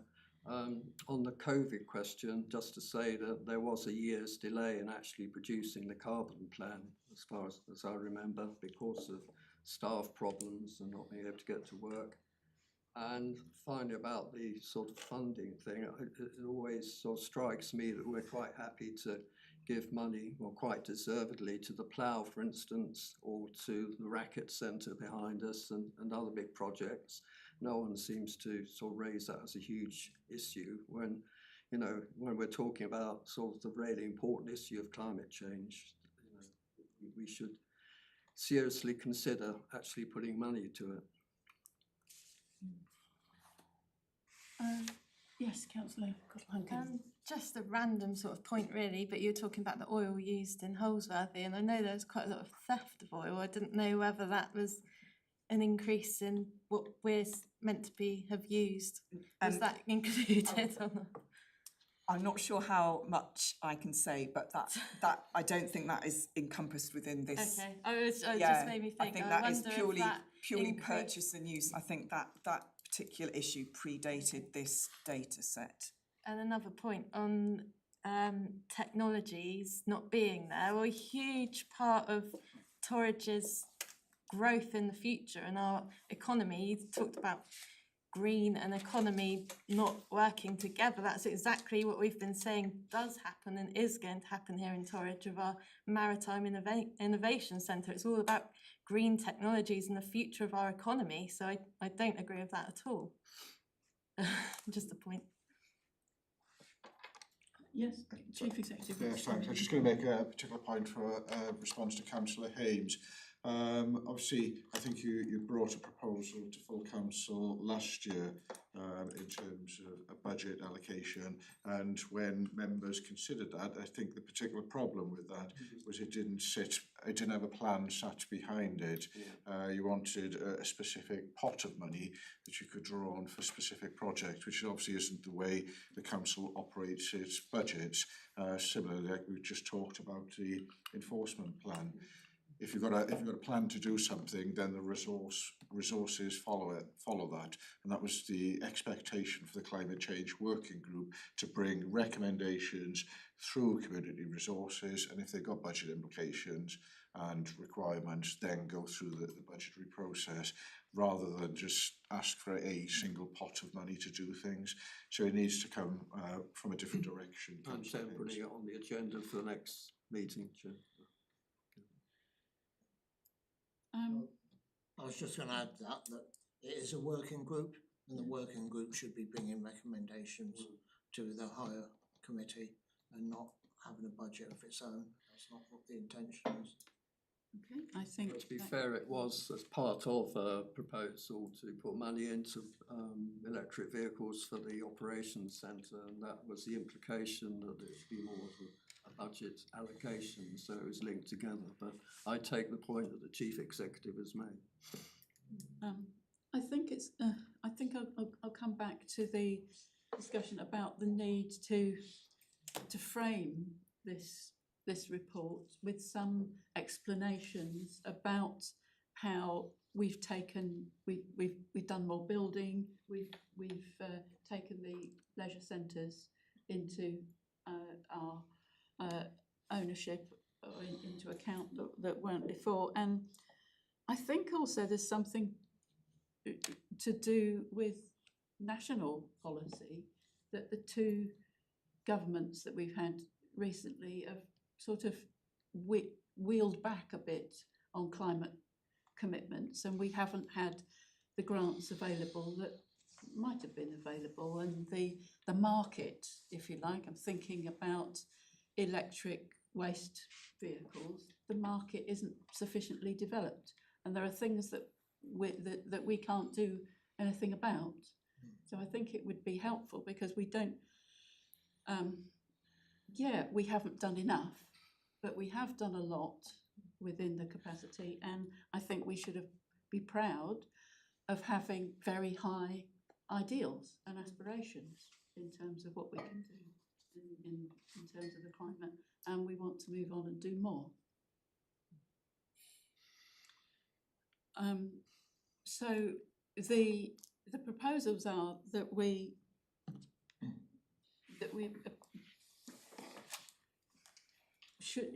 would it be possible to propose that we approve the publication but with a bit more explanation. Yeah, there is a detailed report that goes Yeah. behind this, yeah. Councillor Leather proposed the recommendations. Okay, councillor Leather proposed that, I'm happy to second. and councillor James Sorry, can I seconded. just clarify, as you've indicated, the key word is reassessment, isn't it? It doesn't imply that we should be deciding whether to scrap our target. It implies that there'll be a full discussion which will cover such issues as budget increase, etc. Yeah, I'm not sure where the scrapping the target came from, It councillor comes from Hayes. your report. It suggested, sorry, scrapping is a strong word, but you're suggesting as officers we're not going to meet that target. And so it implies. And so it needs to be re-examined in terms of, Yeah, yeah. you know, what do we do to meet that or not? There's no suggestion from officers. Well, that's what I want to take it. I'm not sure where that came from, but yeah, it's me. about having an honest discussion at full council where the original climate emergency declaration was agreed as to, you know, this is the progress that we've made or not over the last 6 years, and this is what we'd need to do going forward. Talk about extending the date, to be fair. So that members, you know, can lead the council and make a reasonable decision with knowledge. Okay, thank you. All those in favour then? Unanimous, Chair. Thank you. Good. Can I suggest we have a 5-minute comfort break? You're going for hours? Used to be 3 hours, Chair. I thought we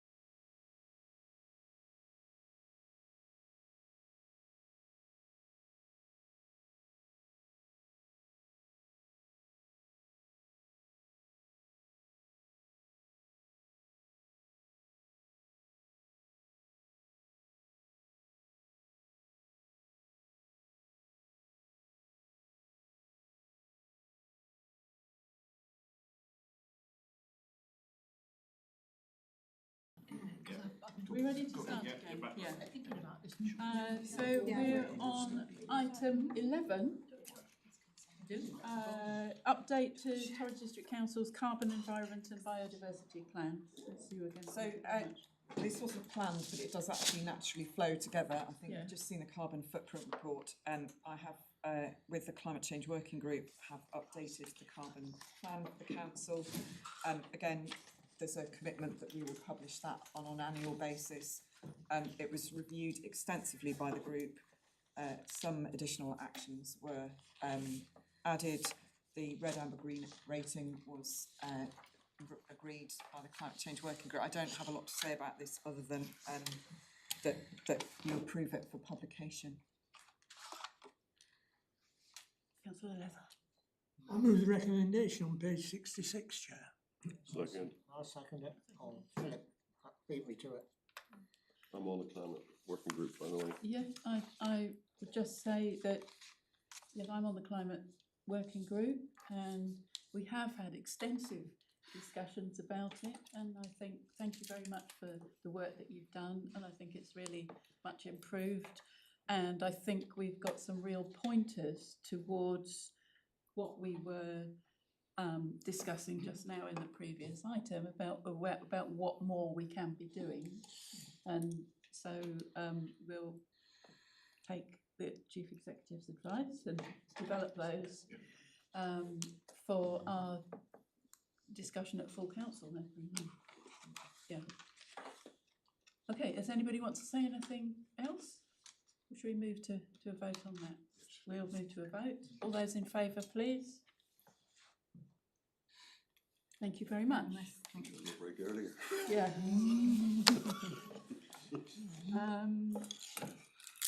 Right, and we're still on a similar topic with item 12, costs and benefits of purchasing HVO for Torridge's Group. That's for Councillor Hames. Yeah, thank you. HVO was discussed at Climate Group, is hydrogenated vegetable oil. It's an alternative fuel to diesel.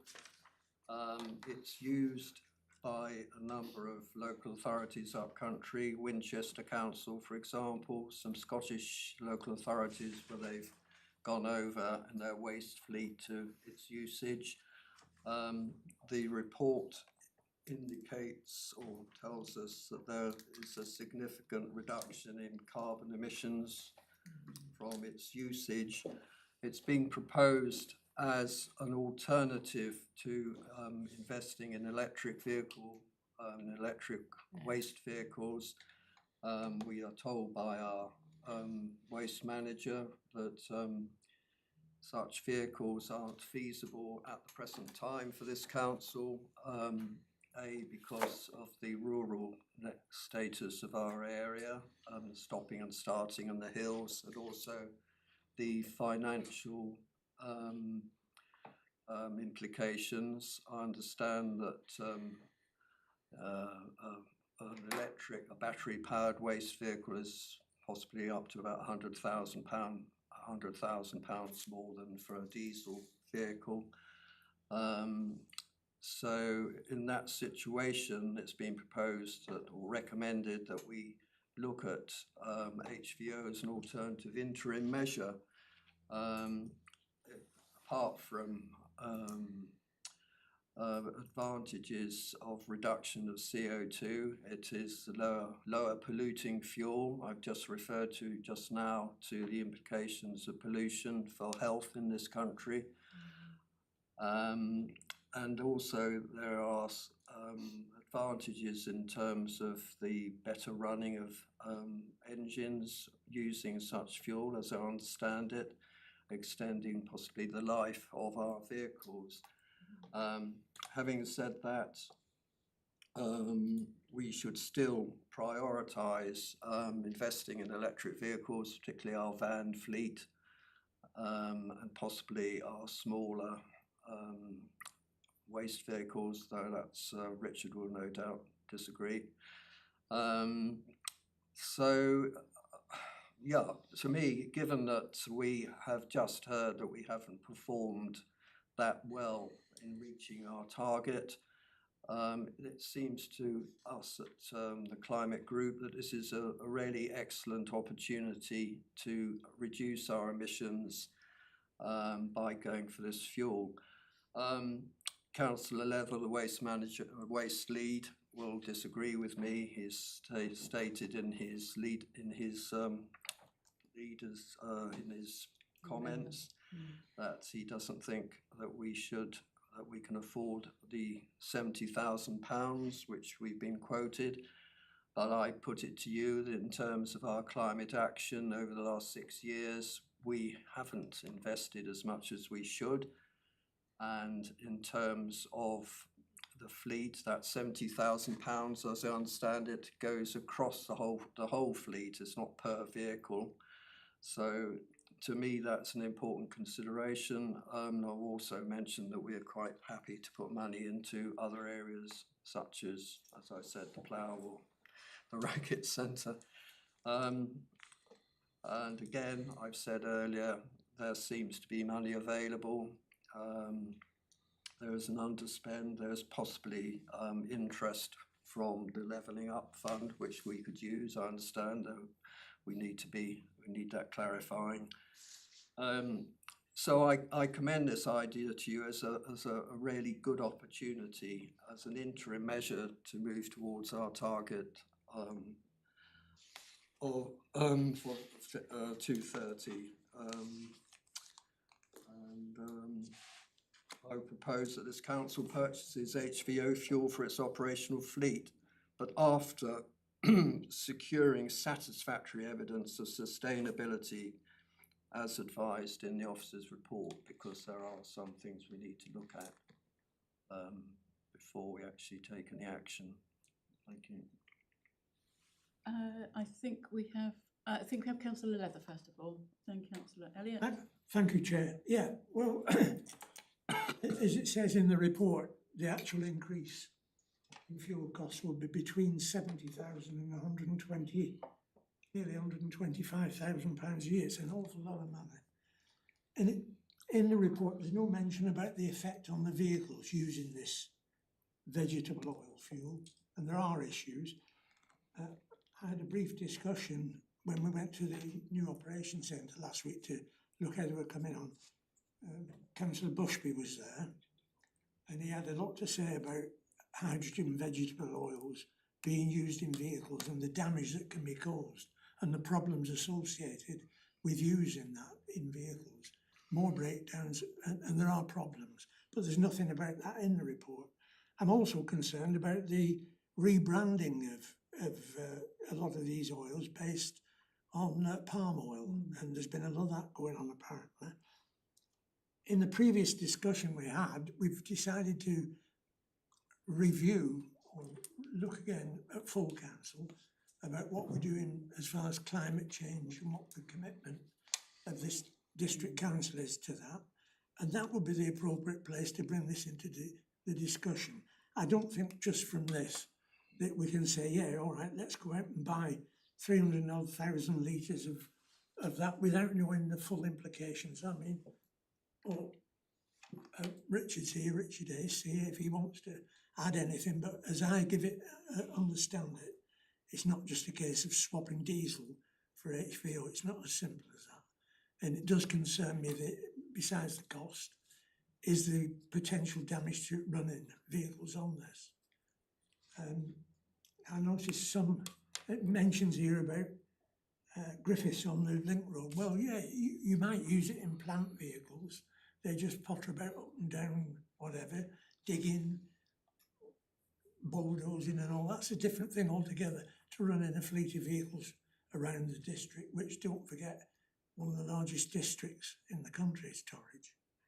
So, you know, I can't support, and I think we should wait until full council do this renewal policy, and it could be brought into the discussion then with more information about exactly what the potential impact is on the vehicle fleet. Yeah, I think the view that Councillor Holmes suggested that it should be further investigated. But no, then you just propose that we should buy it. So could I My sort of? proposal is that we purchase, but after securing satisfactory evidence of sustainability as advised in the officer's report, and that includes certification, any possible effect on the running of vehicles. Which unfortunately, Chair, is harder to do than it seems. I think the Chief Executive. Yeah, Chair, I was only going to make one point. I know we haven't gone to the vote, but it would have to be a recommendation to full council anyway, given the budgetary impact. So CNR couldn't just decide, yep, we're going ahead and buying this. I know Councillor Hames mentioned there's more work to be done. So it'd have to be a recommendation to full council, be picked up as part of the budgetary process anyway. Thank you, Chair. At internal ONS on the 12th of September 2023, Donna Sibley gave a report. It's represented better in the YouTube video rather than the actual documented minutes. The National Trust was trialling HVO. Worked great in their boiler at Arlington House, but it wasn't working very well in their vehicles. Potentially breaking the waste and recycling lorries was the comment which was made. Insurance companies apparently started to get nervous as well about the use of it in the goods vehicles because there have been also issues. And then the National Trust ran into issues with their insurance company as well, which was also another statement. Maybe trial it with your boilers in the swimming pool, but I wouldn't be prone to trialing it with the vehicle fleet. Damage to engines can get very expensive rather quickly, as Richard will know. So I'd be recommending to throw this out, reject this proposal.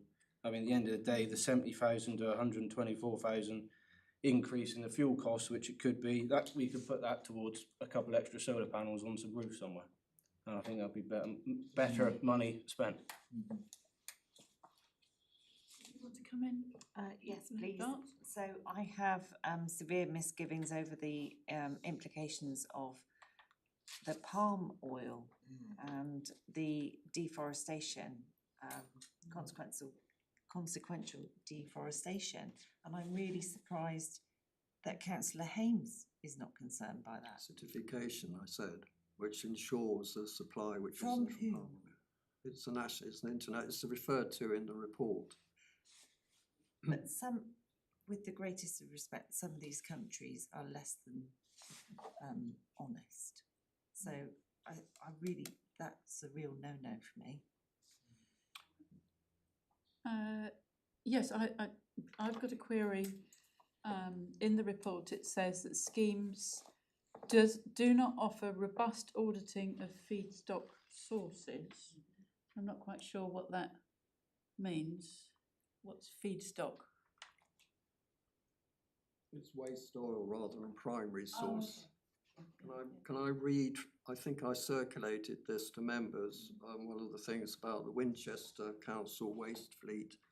If I can read again, it's estimated switching to HVO will reduce carbon emissions by at least 80%, a saving of over 600 tonnes of carbon a year. Care and attention has been taken to ensure the supply of HVO is fully validated with an auditable supply chain, manufactured only from primary waste sources and not causing deforestation and environmental damage. Only suppliers who meet the requirements of the International Sustainability and Carbon Certification and ZEMO Partnership Renewable Fuels Assurance Scheme will be used. This change for waste vehicles means the service joins Winchester City Council's Park and Ride, operated by Stagecoach, as a service run on HVO fuel.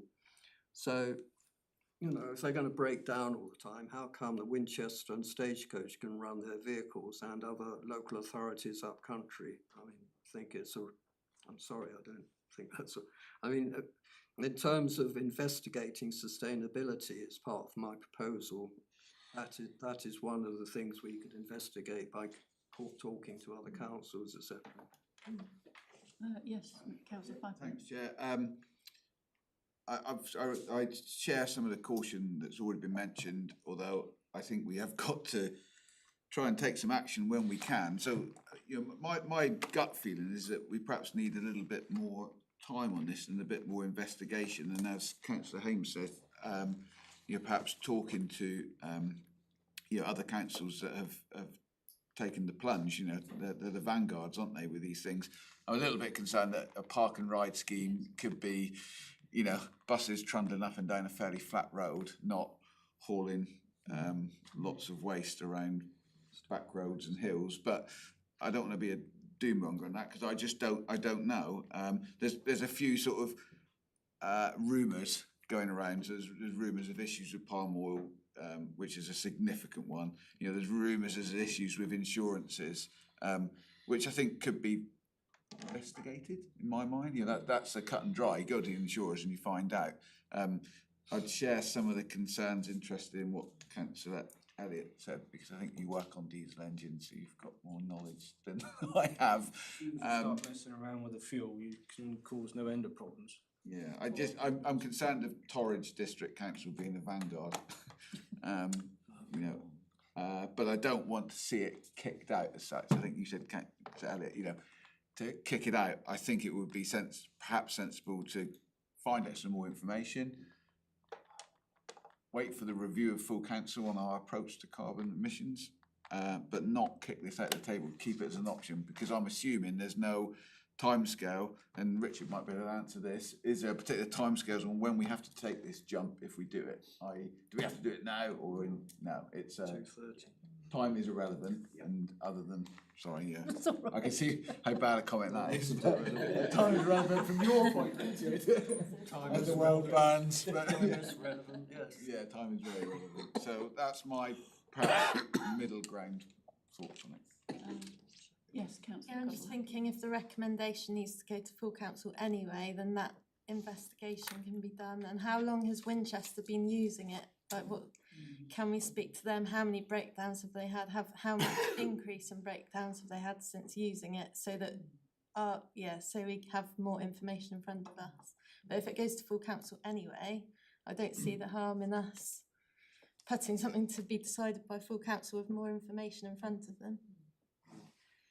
Councillor Whittaker. Just a very quick remark. I think the critical thing is because we seem to be looking at our waste and recycle vehicles, which, as we all know, have a fairly heavy job trundling around a very rural area, and we can't afford for them to break down, because we all know, I think, how people get not terribly happy with this council if their refuge isn't picked up or something doesn't work out terribly well. So I think the one really critical thing for me is, if we're going to even begin to look at those sort of vehicles to use a different kind of fuel, we need to be absolutely 100% sure that it's going to work.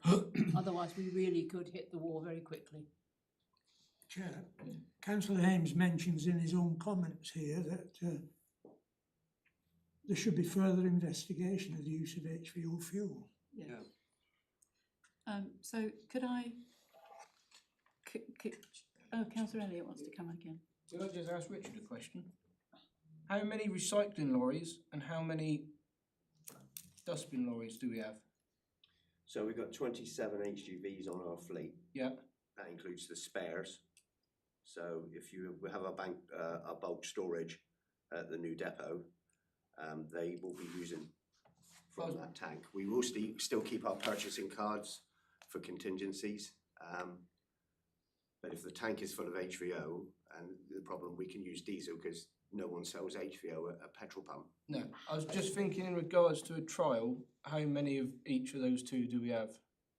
So we have 12 frontline on the recycling. Yeah.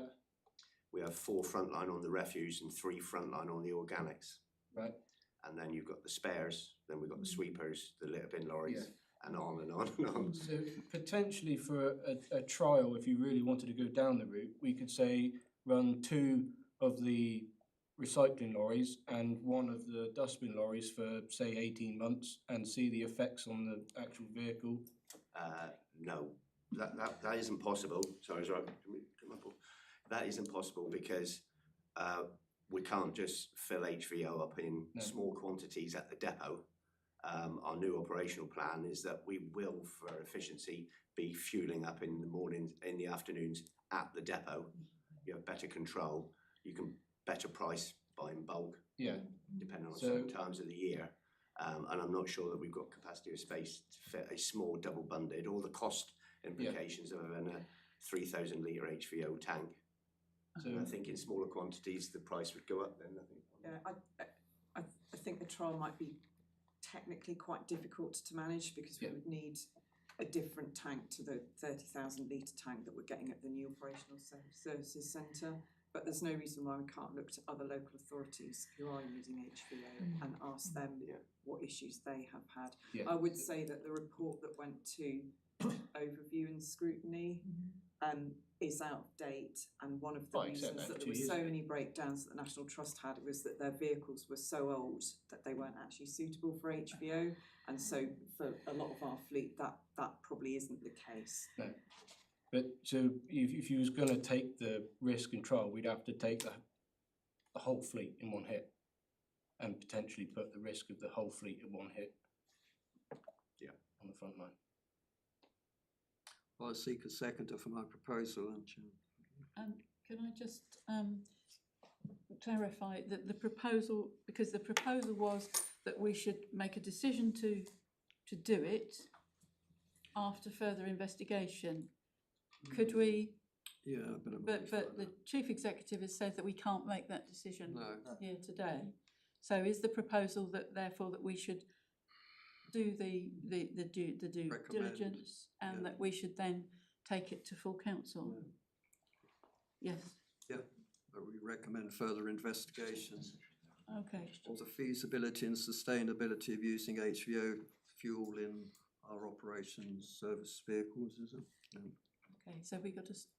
I just wanted to clarify, can we make sure that we get that information to go to full, then to make sure that we've got that information before it goes to full council, rather than we're recommended to full council that we need more information? Do you know what I mean? Can we agree now that we think we need more information so we can make sure that that comes forward, and then it goes to full council where we can actually make a decision? Because otherwise we might get there and be like, well, we haven't got all of the information. So does it need to come back to CNR first? You're saying? No, I don't, no. I guess ordinarily it would come back here if it's a project or something the Community Resources Committee considering, it'd come back here and then a recommendation to full council. But I guess it's the climate change working group that will be doing the work, and as a subgroup of CNR would automatically bring it back here. Bring it back, yeah. I'm just a little bit concerned that we send something forward saying we actually, providing we get the information, we recommend that we do it. And I don't think that's the right way around, quite frankly. I think we ask for more information, but we do not recommend anything until it gets to full council and we know everything, or we know as much as we can know. That was my understanding of the. Sorry, Cheryl. Councillor Cottle-Hunkin is quite right. I mean, I was just getting a bit nervous about that. I think that was my understanding of the new formulation of the proposal. Okay, well, I was just being a bit anxious then. Yeah. So it has to come back here, No. go to full council. It will go to climate change working group. Yeah. To do the work, To do the do the work. investigation work, And then back here. to go to full council. Okay. So I was, sorry, We got two here. yeah, I was Individuals just there. querying the problem is, what are we asking for? If seeing what additional information are we asking for? I think all we can do is send it back to the working group to pick up on the comments made, because otherwise, to me, there's no clear description of what this committee is asking for. at the Damage moment. for vehicles, sustainability, advice from other councils who've used it. Insurance. Insurance, challenge or whatever, Chair, I think it's picking up those things about the insurance risk, the risk to the fleet, damage to the vehicles and all of that kind of risk assessment for you to consider whether it's something you still wish to recommend. Could we also get the research from councils that actually run their own fleet because Winchester, you said Biffa operated, that's a multi-million-pound company that's got money to chuck around and do what they like, so they're not going to worry too much if it's going to cost a bit more to run a couple extra lorries for the council. We go to councils that actually have to pay to maintain and run their own vehicles. I think would be a far better and more realistic and fairer comparison. Winchester Workings. No, I don't think, Winchester Workings. I think Winchester's vehicles are separate from Stagecoach, as I understand it. Chair, Sorry, we had somebody wanting to speak here. Well, you've got a conversation going, I'm happy to wait, it's unrelated, if you want to keep that conversation going at the present moment. There is a big difference operating heavy goods vehicles, I used to do that, between running around in a city like Winchester, running a bus service from a park and ride into a city centre, and travelling in a big rural district like Torridge, with all the topography of Torridge. It's a lot different running vehicles over that kind of a scale rather than just around Exeter or Taunton or something like that. So we really need the engineering side of using HV really needs to be looked at, and the evidence of what may or may not happen using this over a period of time on sustained running on the kind of routes we have. I mean, this is one of the issues when we were looking at heavy HGV vehicles electrically powered. Well, we even had one down here on demonstration. It's not as simple as putting one in Exeter running around the city. And picking up waste and recycling is not as simple as running around Exeter picking up recycling and waste. You can take that into Big account, difference. I'm sure. Yeah, very briefly, just I should have done my homework, but page 94, road transport fuel obligation and the renewable fuels assurance scheme run by Zemo Partnerships.